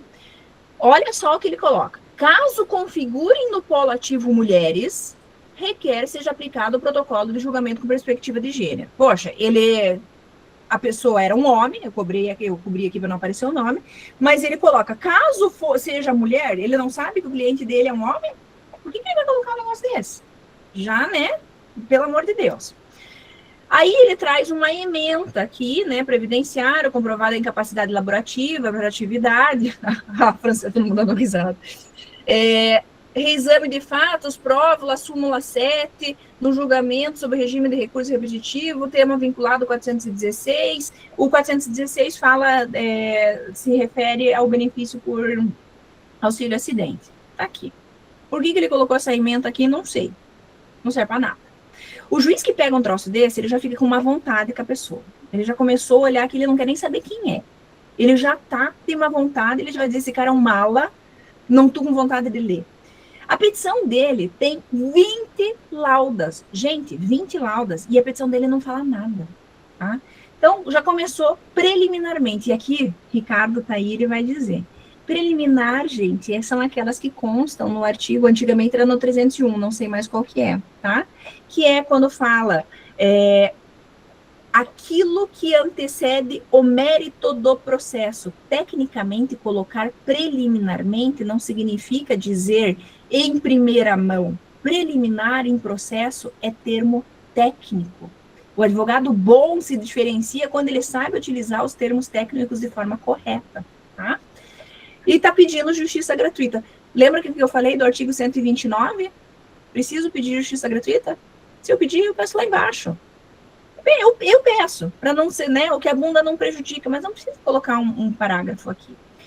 Desnecessidade de prévio requerimento administrativo, aqui ele está falando do auxílio acidente, né, porque antigamente, não é o caso, porque a petição dele ela é atual, antigamente tinha uma discussão a respeito de que eu tinha que ter um requerimento administrativo, do tema 277 da TNU, que virou, né, e os juízes, eles acabavam extinguindo os processos quando não faziam um pedido um pedido administrativo do auxílio acidente. Hoje, com o 862 não precisa mais, 277 da TNU também não, que eu posso pedir o benefício por o auxílio acidente sem eu ter um prévio requerimento administrativo quando decorrente de um benefício por incapacidade anterior. Se eu não tenho pedido de benefício por incapacidade, né, porque a pessoa não pediu, aí sim, obrigatoriamente, eu tenho que fazer o requerimento administrativo, porque eu tenho que mostrar para o INSS que eu sofri um acidente, ou que eu tive uma doença laboral, e aí eu tenho a obrigatoriedade. Então, fica aqui um parágrafo dizendo para vocês, eu tenho um cliente, nunca pediu benefício por incapacidade, mas ele tem uma redução da capacidade laboral dele, certo? E eu tenho direito a benefício por auxílio acidente? Posso pedir sim, tá? O benefício por incapacidade não é requisito prévio, não é requisito para auxílio acidente, eu posso pedir. Só que daí eu tenho que fazer o requerimento. Tem até uma resolução do INSS, que eu não lembro o número agora, mas que a gente pode utilizar. Então, às vezes, você vai pegar um clientinho lá que sofreu um acidente em 1996, não recebeu o benefício por incapacidade porque não pediu, né? E ele estava empregado na época, e eu consigo comprovar a ocorrência do acidente de qualquer natureza ou um acidente laboral, eu posso hoje, em 2026, decorrido 40 anos do acidente, não, 96 a 2026, não sei quanto que dá 40 mesmo, dá 40, né? 30 anos, eu posso pedir o benefício sim. Primeiro, porque o fundo de direito ele não decai, né? Eu vou ter só a perda da prescrição das parcelas anteriores e não tem nada que diga que eu tenho que ter tido recebimento, ok? Pode falar, Jéssica. Aproveitando sobre esse assunto, por que alguns juízes tendem a pedir laudo atualizado? Vamos por um acidente lá de 2013, tem prontuário médico, tem a documentação, mas assim mesmo o juiz pede um laudo atualizado para comprovar a incapacidade ou a redução da capacidade laboral. Será que é normal estar acontecendo isso? É normal e razoável. Eu mesmo, para ingressar para o meu cliente, eu peço para ele fazer uma consulta para que ele demonstre quais são as sequelas que ele tem hoje e em que repercute o trabalho dele. Por quê? Porque eu tenho que comprovar que eu continuo com uma redução, com uma incapacidade. Eu tenho que ter essa atualização. A consolidação, exatamente, William. Entende? Eu tenho que comprovar a manutenção. Porque qual que é o requisito do auxílio acidente? Comprovar a existência de uma redução da capacidade laboral decorrente de um acidente ou de uma doença laboral. Acidente de qualquer natureza, acidente do trabalho ou uma doença laboral. Aconteceu lá em 1996. Eu tenho um caso assim. Cliente sofreu um acidente em 1996. Eu tenho que demonstrar que aquele acidente, que aquelas sequelas que começaram lá em 1996, elas existem até hoje, para que eu possa receber o benefício. Por isso. Então, sempre é importante, se eu pegar um caso que for antigo, pedir para a pessoa passar pelo médico para comprovar a sequela.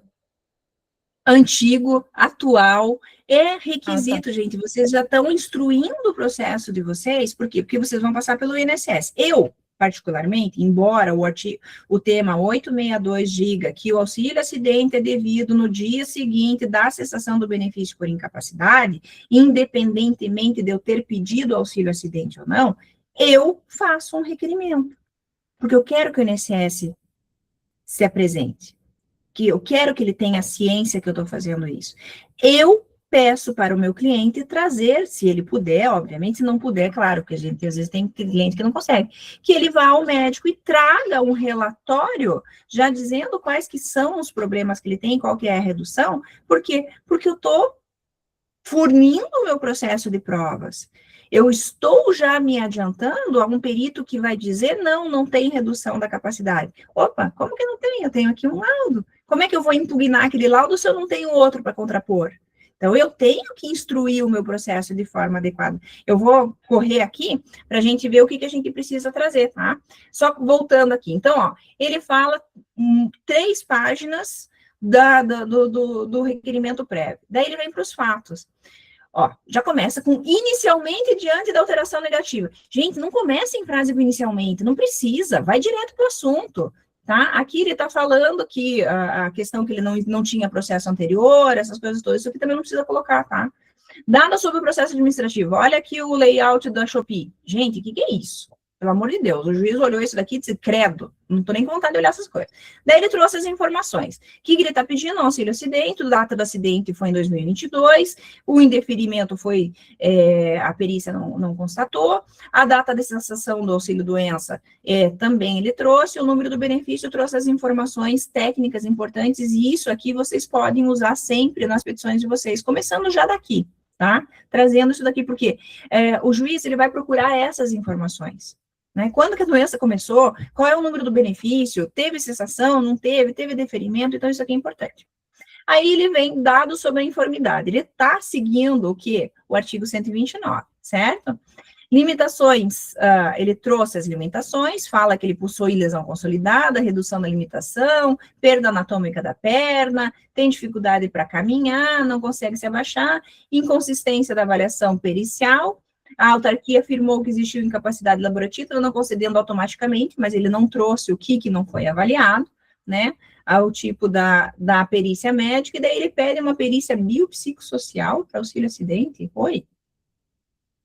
Não estou configurando ele como PCD, né, eu não tenho que ter essa daqui, eu tenho que ver limitação laboral, que é diferente da avaliação biopsicossocial para o PCD, para configurar ele como para uma futura aposentadoria como PCD, ok?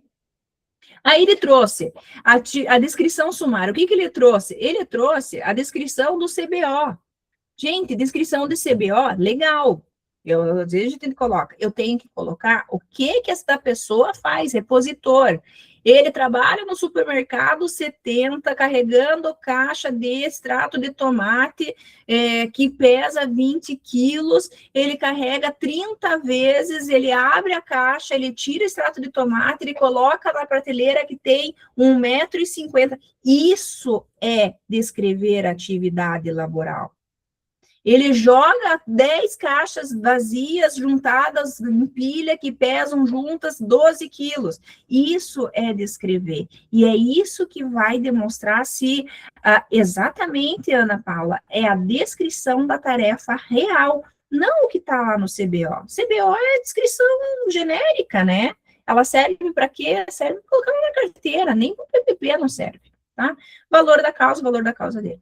E aí, olha só, ele vem aqui, ele não explica o que a pessoa faz, ele não explica qual que é a repercussão que a fratura causou, ele não explica no que reduz a capacidade laboral dele. Daí ele vem, gasta mais 10 páginas falando do direito, explicando o que é o auxílio-acidente, trazendo a legislação, traz doutrina. Gente, não usem doutrina em petição inicial.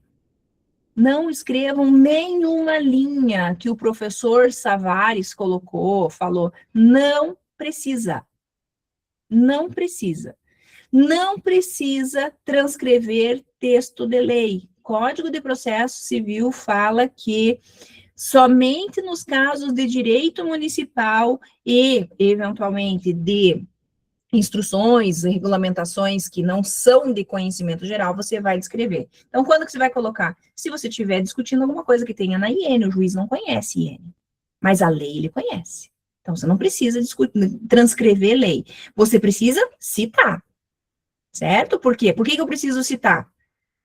Porque ou, eventualmente, eu vou fazer um incidente de uniformização, eventualmente eu vou querer subir um recurso especial, então eu tenho que trazer desde o começo, ou deveriam conhecer, né? Exatamente, concordo.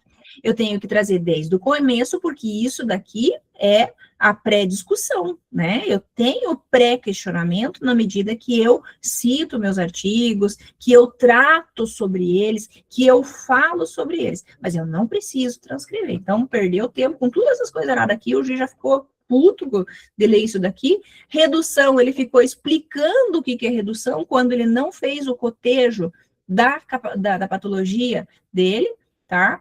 E ele traz a informação aqui dizendo que o rol do 3048, os anexos, eles não se aplicam, e efetivamente não se aplicam. O que ele teria que ter colocado aqui? Ele teria colocado o tema do STJ dizendo que redução mínima né, ela é considerada redução, portanto, cabe a concessão do auxílio acidente. Não trouxe. Então, ele não trouxe elemento nenhum. Olha só, um monte de coisa, e a petição dele é ruim, ela é enorme, ela poderia ter 3 páginas se fosse corretamente colocada, sem falar mais os 48 quesitos que ele fez lá, que enlouquece as pessoas, tá? Esse daqui é a petição robusta, mas que o conteúdo dela não se relaciona ao problema da pessoa, à patologia, não tem a descrição, não tem os requisitos necessários para uma concessão de um benefício por incapacidade. Tá, tudo isso aqui para dizer, se a perícia dele for boa, se for boa, ótimo, um abraço, todo mundo feliz. Se a perícia dele for ruim, ele não tem consistência nenhuma para impugnar, nem laudo, nem para subir recurso. Muito menos para fazer o recurso, né? Aqui é 48 mil, então é turma recursal. Ele não tem supedâneo nenhum para recurso, e muito pior, ele não tem supedâneo nenhum para poder subir um incidente de uniformização, tá? Com tudo isso que está escrito, a petição dele é vazia. Vazia, vazia. Tá? Vamos para a segunda petição. Como é que eu... achei. Quero ver o outro. Deixa eu ver se eu consigo fazer daqui. Ai, fechei, gente. Não, eu estou abrindo o meu e-mail. Petição número 2. Essa aqui é a petição. Está aparecendo ou não mudou? Não mudou, né? Vou mudar agora, apresentar outra coisa.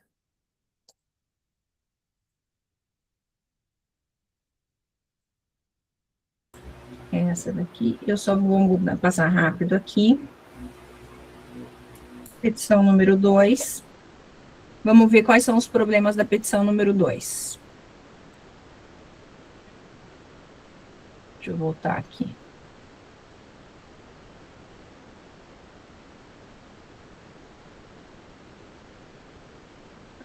Ok.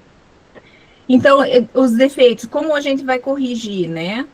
A da petição número 1. Corrigir o endereçamento, narrar a função laboral, qualificação nos fatos. Então, seria repositor de mercadoria, exige função de agachamento contínuo, aquilo que nós conversamos. Conectar a lesão ao gesto laboral, que é a causa de pedir funcional.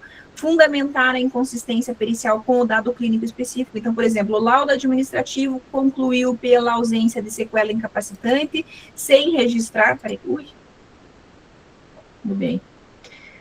Sem registrar qualquer avaliação funcional de ocupação habitual, tampouco avaliar a amplitude do movimento. Isso daqui é impugnar, isso é trazer informação para o processo. Gente, o que vocês têm que pensar é o seguinte também, o objetivo do advogado no benefício por incapacidade, depois que realiza a perícia, é sempre colocar dúvida no juiz.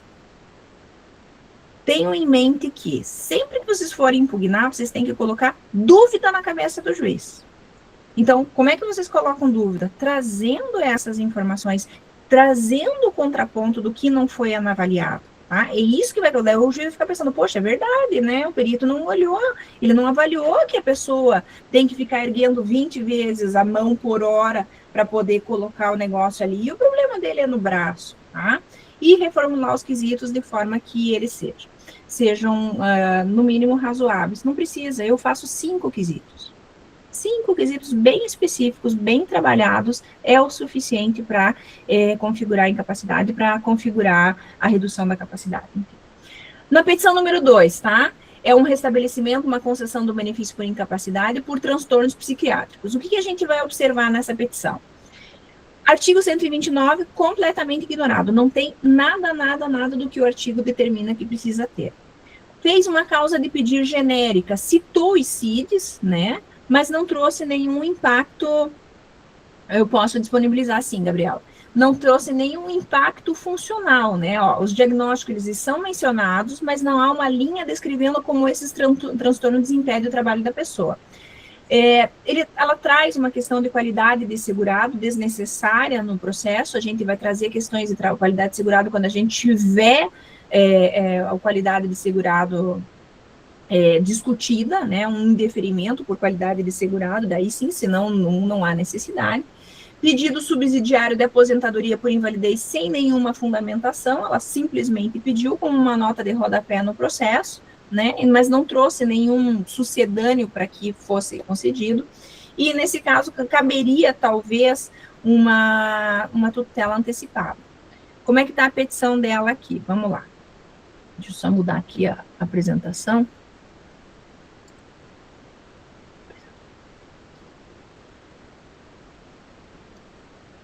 Acho que é essa.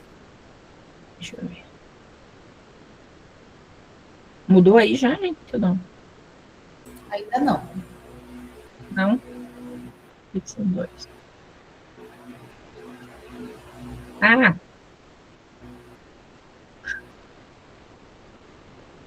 Agora sim. Mudou. Vamos lá. Tá o nome das pessoas aqui, se não olhem, tá, gente, por favor. Ao douto juízo da primeira vara da subseção judiciária de Toledo. Douto juízo, não é, gente, não tem que colocar essas coisas. Justiça gratuita, mesma coisa, ela qualificou certinho as pessoas, qualificou.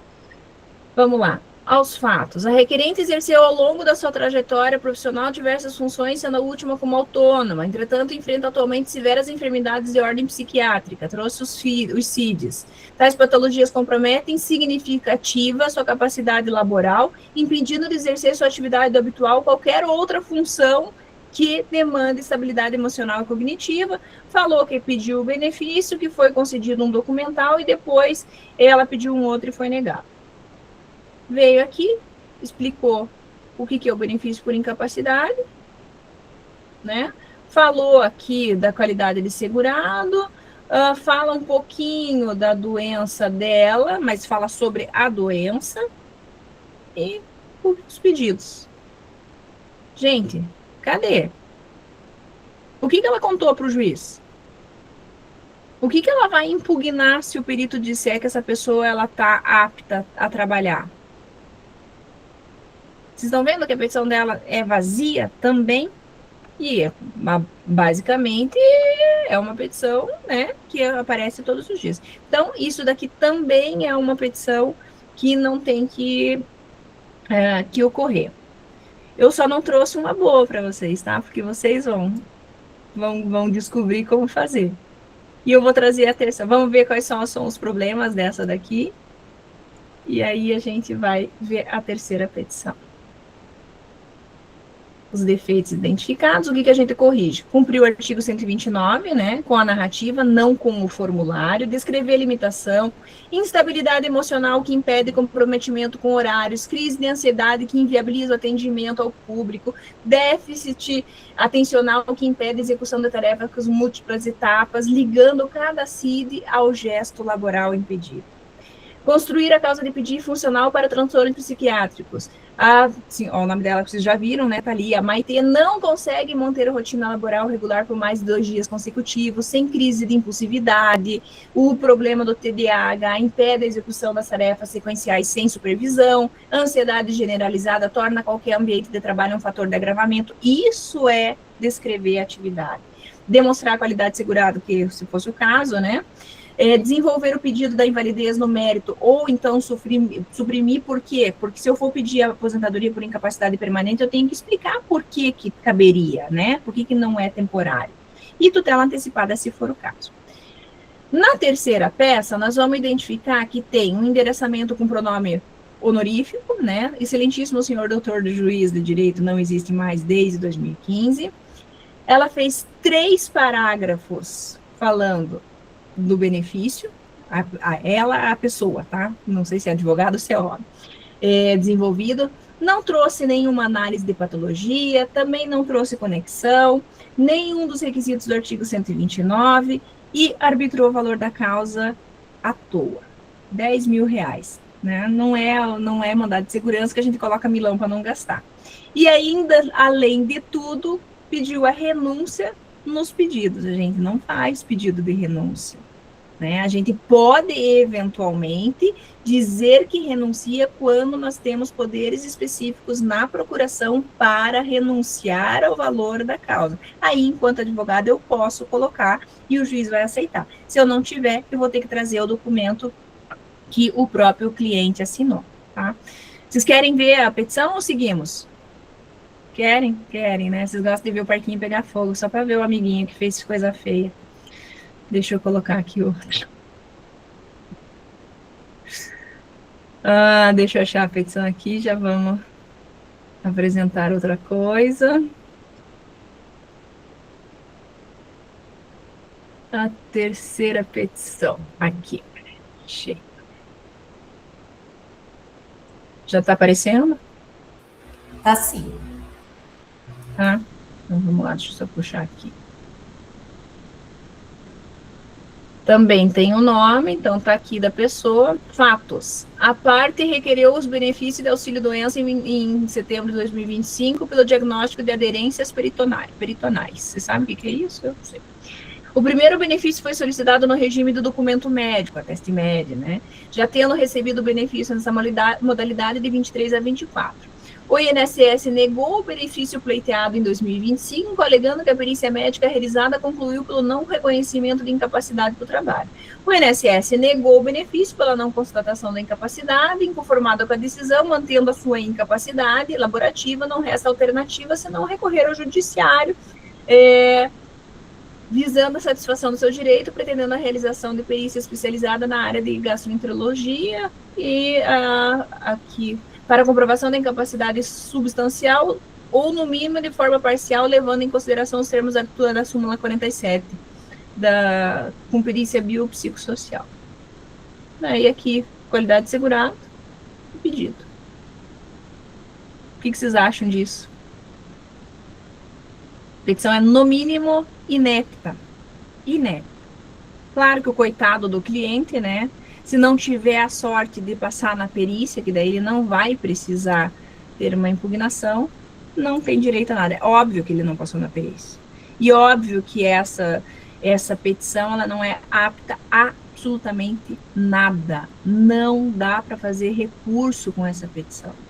Não dá para fazer nada, gente. Claro que, recorreu, ótimo, maravilha. Alguém vai ler o recurso deles? Não, não vão, tá? Então, já sabemos como corrigir. Aqui eu trouxe mais um exemplo, assim, não é uma petição, mas, por exemplo, um caso, né? O que eu não posso pedir? O requerente é portador de hérnia de disco lombar, esse aqui é um motorista de caminhão, está incapacitado para o trabalho, a razão pela qual faz uso do benefício por incapacidade. Não trouxe, né, a informação da doença, não trouxe data do início da incapacidade, não trouxe a profissão e não trouxe o nexo entre a profissão e a patologia. Como é que eu faria um pedido correto, rápido, né? Requerente, motorista de caminhão, mostro, através da carteira de trabalho, que ele efetivamente é um motorista de caminhão, portador de hérnia de disco lombar, traz o CID, traz o laudo, traz a informação, se for o caso, recortem os atestados, colhem na petição, isso sim é um design legal adequado, porque facilita a vida do juiz, do perito, de todo mundo que vai analisar o processo, trazendo as informações, certo? Com data do início da incapacidade em março de 2023, que impede de permanecer sentado por mais de 2 horas e carregar cargas acima de 5 quilos, funções essenciais da sua profissão, tá? Então, eu trouxe os elementos adequados. Tem pergunta, alguma coisa, Fernanda, que eu vi que estava vendo? Não tem. Não. Um segundo caso, costureira industrial, né? A gente tem a costureira que faz biquíni, que faz calcinha, mas a gente tem costureira que costura capa de colchão, e que é enorme, é super pesado. Portadora de tendinite no ombro não consegue trabalhar, sendo, portanto, incapaz por exercício de qualquer atividade laboral, fazendo jus ao benefício. Essa aqui é a petição da menina lá do Japão, né? Que nem explicou nada, só falou que não podia trabalhar com nada. Como que seria uma causa de pedir adequada? Portadora de tendinite bilateral do manguito rotador, CID, laudo, data do início da incapacidade, a patologia causa limitação da amplitude dos ombros acima de 60 graus, impedindo elevação e pegada repetitiva de tecidos, essenciais à costura industrial. Aí você vai explicar o que ela costura também, e aí a gente está cumprindo os requisitos da petição, trazendo as informações necessárias, e estamos trabalhando lá no futuro já para o nosso recurso, para a nossa impugnação. Tá? Aqui, pedido certo, né? Benefício por incapacidade está errado, vou ter que especificar o tipo do benefício, ou subsidiariamente aposentadoria por invalidez, e dependendo se for decorrente ainda de um acidente, alguma coisa, subsidiariamente a concessão de um auxílio acidente. Também posso, se entender que é necessário, encaminhamento para reabilitação, e a gente sabe o que isso significa, né, no benefício, a manutenção do benefício por incapacidade enquanto a pessoa estiver no processo de reabilitação até que ele seja reabilitado. Então, a gente às vezes consegue estabelecer um benefício aí que vai durar 2, 3 anos, que é o que leva o tempo de um processo de reabilitação, tá? Data do início do benefício, não dá para pedir a partir de quando o benefício for definido, você tem que colocar a data que vocês querem que o benefício seja concedido. Por quê? Porque a gente vai trabalhar a data de benefício de incapacidade quando o perito eventualmente falar incapacidade reconhecida na data do exame. Não pode, né? Tem tema da TNU falando sobre isso, tem tema do STJ falando sobre isso, então a gente tem que delimitar as datas, para quê? Porque a gente possa aplicar esses temas depois. Parcelas, não é pagamento das verbas atrasadas, eu tenho que falar a partir de quando eu quero e qual é o tipo de atualização que a gente tem que receber, tá? E mais, documentação essencial. Prova da incapacidade, então eu provo. Não é com atestado, gente, atestado não serve para nada. Atestado atesta qualquer coisa, atesta que eu estou morrendo de calor aqui, tá? E pode ser verdade e pode ser mentira. Então, o que eu tenho que ter? Eu tenho que ter um laudo médico, eu tenho que ter exame de imagem, eu tenho que ter exame laboratorial, eu tenho que ter prontuário médico, embora o Brasil tenha dito que não quer saber de prontuário, tem que ter, por quê? Porque daí o atestado, ele tem validade em cima de um histórico médico que é o prontuário. Então, um atestado sozinho, a gente sabe que a gente pode comprar atestado, não sabe? Não tem as empresas que vendem atestado médico, né? O atestado sozinho não serve para nada. Agora, o atestado com o prontuário médico, ele amarra um no outro. Eu tenho a especificação de que aquele atestado realmente atesta a condição de saúde dessa pessoa, tá? Então, eu preciso ter sempre prontuário. O documento pessoal, né, normal, aquilo que nós temos, prova do vínculo laboral, gente, tem que colocar a carteira, vocês têm que mostrar que essa pessoa está contratada para trabalhar como servente, como escriturário, como médico, seja lá o que for, né, a TNIS atualizado, muito importante a gente ter, porque estão as contribuições e é o cálculo que a gente vai fazer. PPP, esses tempos teve alguém reclamando que o juiz estava advogando para o INSS, dizendo que ele está pedindo o PPP. Gente, por que serve o PPP, o benefício por incapacidade? Não é o PPP que descreve a atividade em detalhe da pessoa, aonde que ele está lotado, qual é a função que ele exerce, né? A gente tem que ver, e é muito importante, que vocês não se atenham à profissão da pessoa. Vocês têm que se ater à função. Função é o que exerce, né? Eu sou advogada, mas eu advogo? Talvez não. Eu dei aula. Então, eu estou na função de professor aqui, então isso tem que ter cuidado, tá? Processo administrativo, juntem o processo administrativo inteiro, sempre. Juntem o laudo. Não dá para fazer benefício por incapacidade sem ter o laudo sábio. Vocês tiram o laudo? Leem o laudo? Tem gente que vai só com o indeferimento.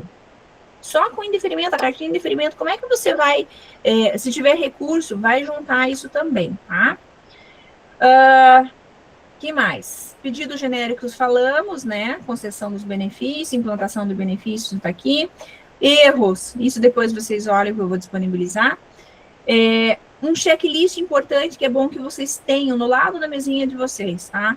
Competência, sempre analisada de forma correta, cálculo do valor da causa para que vocês não ajuizem no local errado, qualificação completa do autor e do INSS também, isso daí faz parte do checklist, analisar se fizeram a causa do pedido com o CID, com a data do início da incapacidade, explicando a atividade laboral e conjugando o nexo dessa atividade com a incapacidade, né, os pedidos principais e os subsidiários, por quê? Porque eu posso ter a concessão do benefício por incapacidade, mas eu posso subsidiariamente ter a concessão de um benefício por incapacidade permanente e posso também ter a concessão de um auxílio acidente, se nenhuma dessas situações ficarem configuradas e for caso de auxílio acidente, tá? cuidar da data do início do requerimento, né, do administrativo, pedir as parcelas vincendas, se for o caso de tutela de urgência pedir, dificilmente vai conseguir tutela em benefício por incapacidade, eu nunca consegui, mas também não peço muito não, porque sei que a gente vai fazer a perícia, e a perícia ela é muito rápida, né, tirando quando é no juízo estadual, que leva bastante tempo, na Justiça Federal a perícia ela corre rapidamente, então eu não preciso ter tutela, é melhor esperar e ter um resultado mais rápido, né. O cuidado com renúncia e juntar os documentos médicos, não vão sem documento médico. Ah, mas o cliente não tem. Manda fazer um exame, manda fazer uma consulta, manda se tratar um tempo. Se a pessoa não tiver nada, nenhum documento, manda a pessoa fazer tratamento. Porque é melhor esperar e ter algo concreto para você apresentar e comprovar do que você ir sem nada. Eu já mandei cliente embora, vai fazer tratamento, volta daqui 3 meses, e aí a gente tem com o que tratar. Porque senão vocês também vão estar perdendo, já falo, vocês vão estar perdendo o tempo de vocês. Vocês vão estar perdendo o tempo de vocês, porque vocês é que fazem a primeira análise, na conversa com o cliente, na análise dos documentos médicos. Quando você trabalha muito com benefício por incapacidade, você começa a entender de laudo. Você vai ver que o exame da coluna dele, que ele está falando que ele tem uma lombalgia, né, que ele tem um desgaste degenerativo na L4 e na L5, mas ele trabalha sentado. Você sabe que ali, se ele não tiver partes moles inchadas, se ele não tiver um desgaste, não vai dar incapacidade. Né? Daí, claro, se quer tentar, tenta, mas se você lendo os documentos e perceber que não vai, vocês estão perdendo tempo. Que mais? Pontos de atenção para a gente terminar, daí vou abrir aqui rapidinho para conversar, tá? Temas da TNU que vocês têm que fazer e que vocês têm que observar antes de trabalhar a petição, já na conversa com o cliente, tá? Tema 349, contribuição abaixo do salário mínimo. O INSS nega muito benefício por incapacidade por conta de contribuição, dizendo que a pessoa ou ela não tem carência ou que ela não tem qualidade de segurado porque tem contribuição abaixo do salário mínimo, tá? Então, importante lerem, porque o tema fala que, mesmo que a contribuição seja abaixo do salário mínimo, ela mantém a qualidade de segurado, portanto, o benefício ele tem que ser concedido. Mas é claro que vocês são muito mais espertos, antes de ajuizarem o benefício, vocês vão fazer o quê? Vamos ver se alguém está acordado aí. O que vocês vão fazer quando vocês observarem isso? Vão fazer a complementação, vão pagar. Por quê? Porque ele vai precisar daquele tempo, ele pode manter qualidade segurada, mas ele não vai contar tempo lá na frente. Então, para se adiantar, porque o INSS vai trazer na contestação essa informação, dizendo que não foi devido o benefício porque ele não tinha contribuição suficiente para manutenção de qualidade segurada ou então para carência, certo?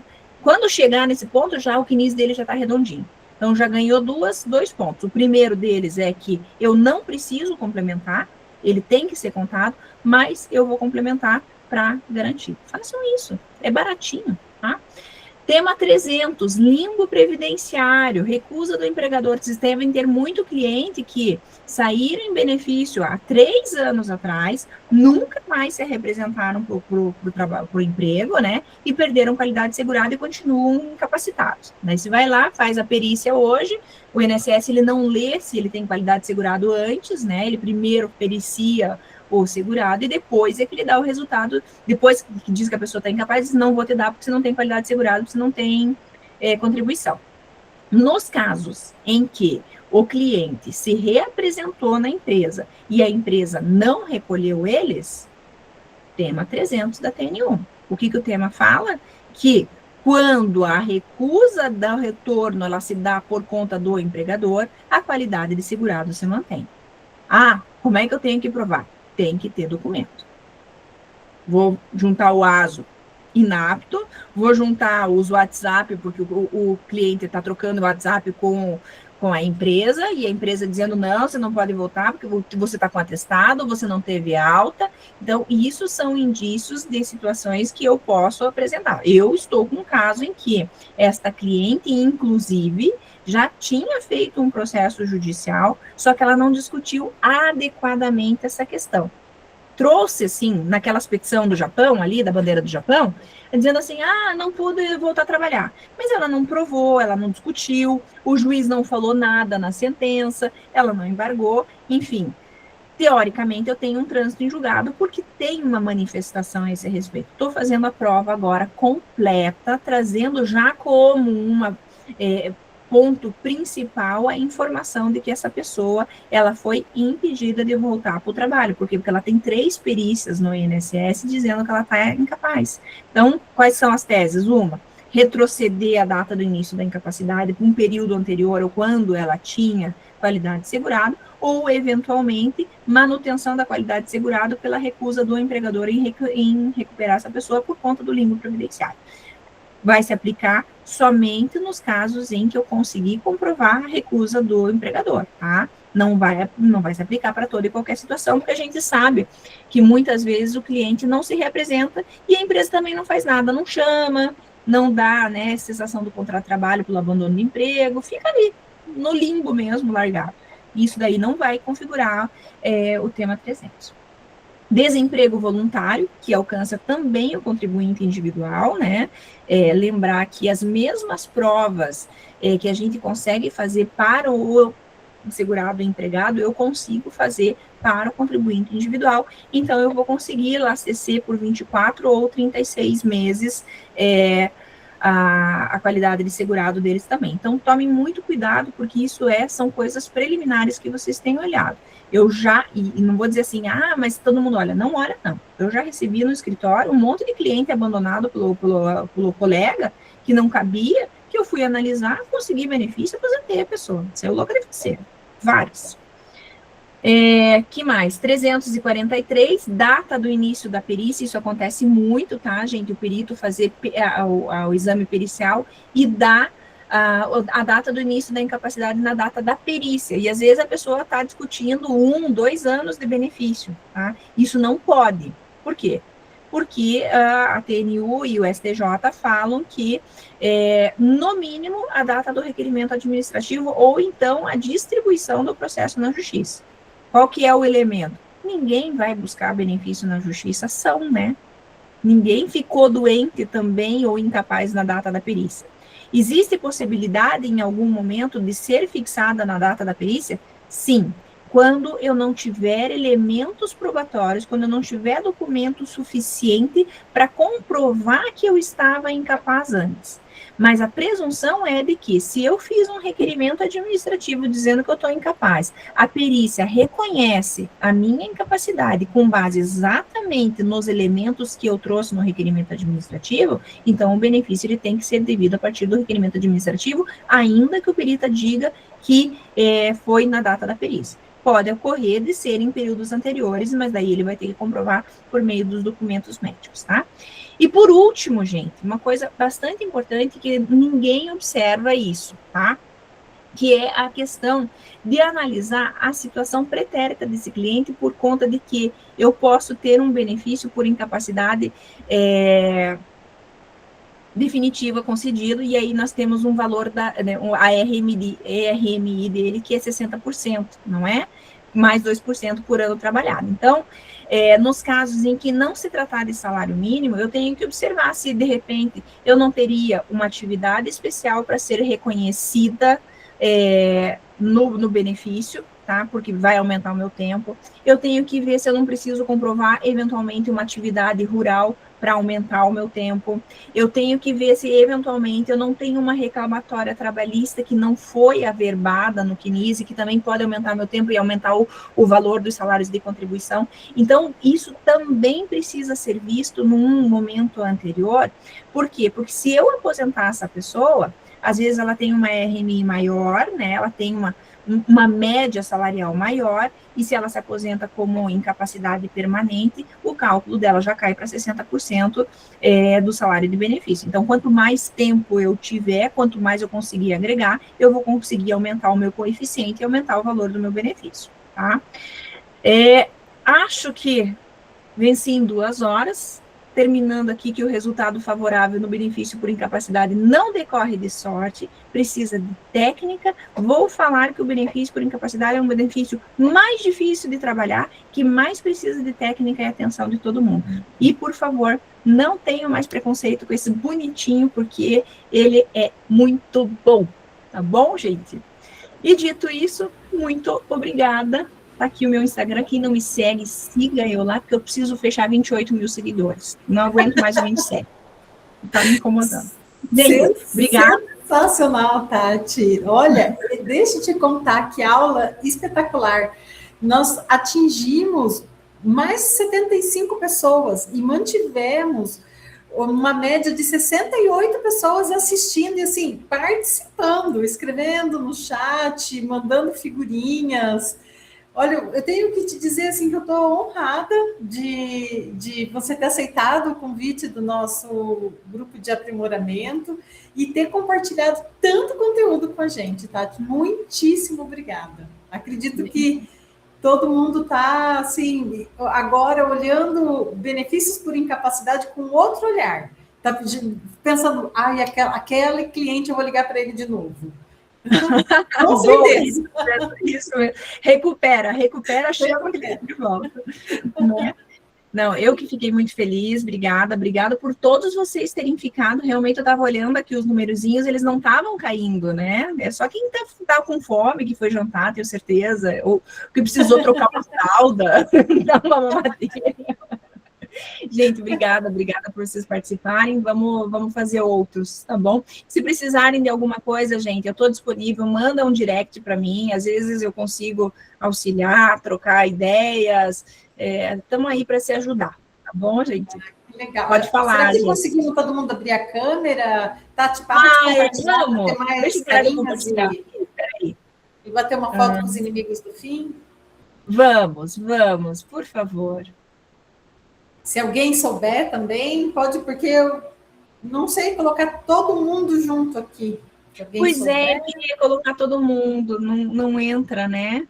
Não, deve ter um jeitinho. Bom, mas olha, questão do material, tá? Nos 3 pontinhos, vamos lá. Ajuste de visualização, eu já estou no máximo. Então, beleza. Então, vou dando uns prints aqui. Agora, para disponibilizar o material, eu não sei, nós vamos ter que conversar com a coordenação aqui. Manda um direct para mim que eu mando. Manda para mim que eu vou encaminhar no e-mail da Marcela e a Marcela colocou no chat o e-mail para todo mundo pedir para ela. Boa. E ela vai encaminhar. Foto aí, Fer? Oi? Ó, tem 24 pessoas que não vão aparecer. Tá, a Thaís está na minha tela e o Juan está na minha tela. Ó, o Juan abriu. Agora só tem a Franciele defende. Lá no interior não tem câmera no computador. Gente, a Lúcia está aqui. A Lúcia é ótima em bater fotos. Faz uma captura de tela, peraí. Deixa eu ver. Eu dei uns prints aqui. Se alguém mais deu, coloca lá em qualquer grupo que vai chegar até nós. Opa, isso. William, cadê você? Manda para nós. Conseguiu? Manda aí. Ou manda. No WhatsApp. Foi aqui no chat? Não, eu acho que não vai foto no chat, né? Eu acho que no chat não. Não. Então tá bom. Então postem tudo e a gente marca e se remarca. Isso. A gente se remarca daí no Instagram. Gente, muito obrigada. Boa noite. Obrigada. Eu estou muito feliz. Primeiro porque o nosso post atingiu 30 mil visualizações. Foram quase 400 aviãozinhos, não foi, Fer? E essa sala linda. Um beijo. Boa noite. Até mais. Beijo, bom descanso. Obrigada, Tati. Obrigada a todos. Tchau. Tchau.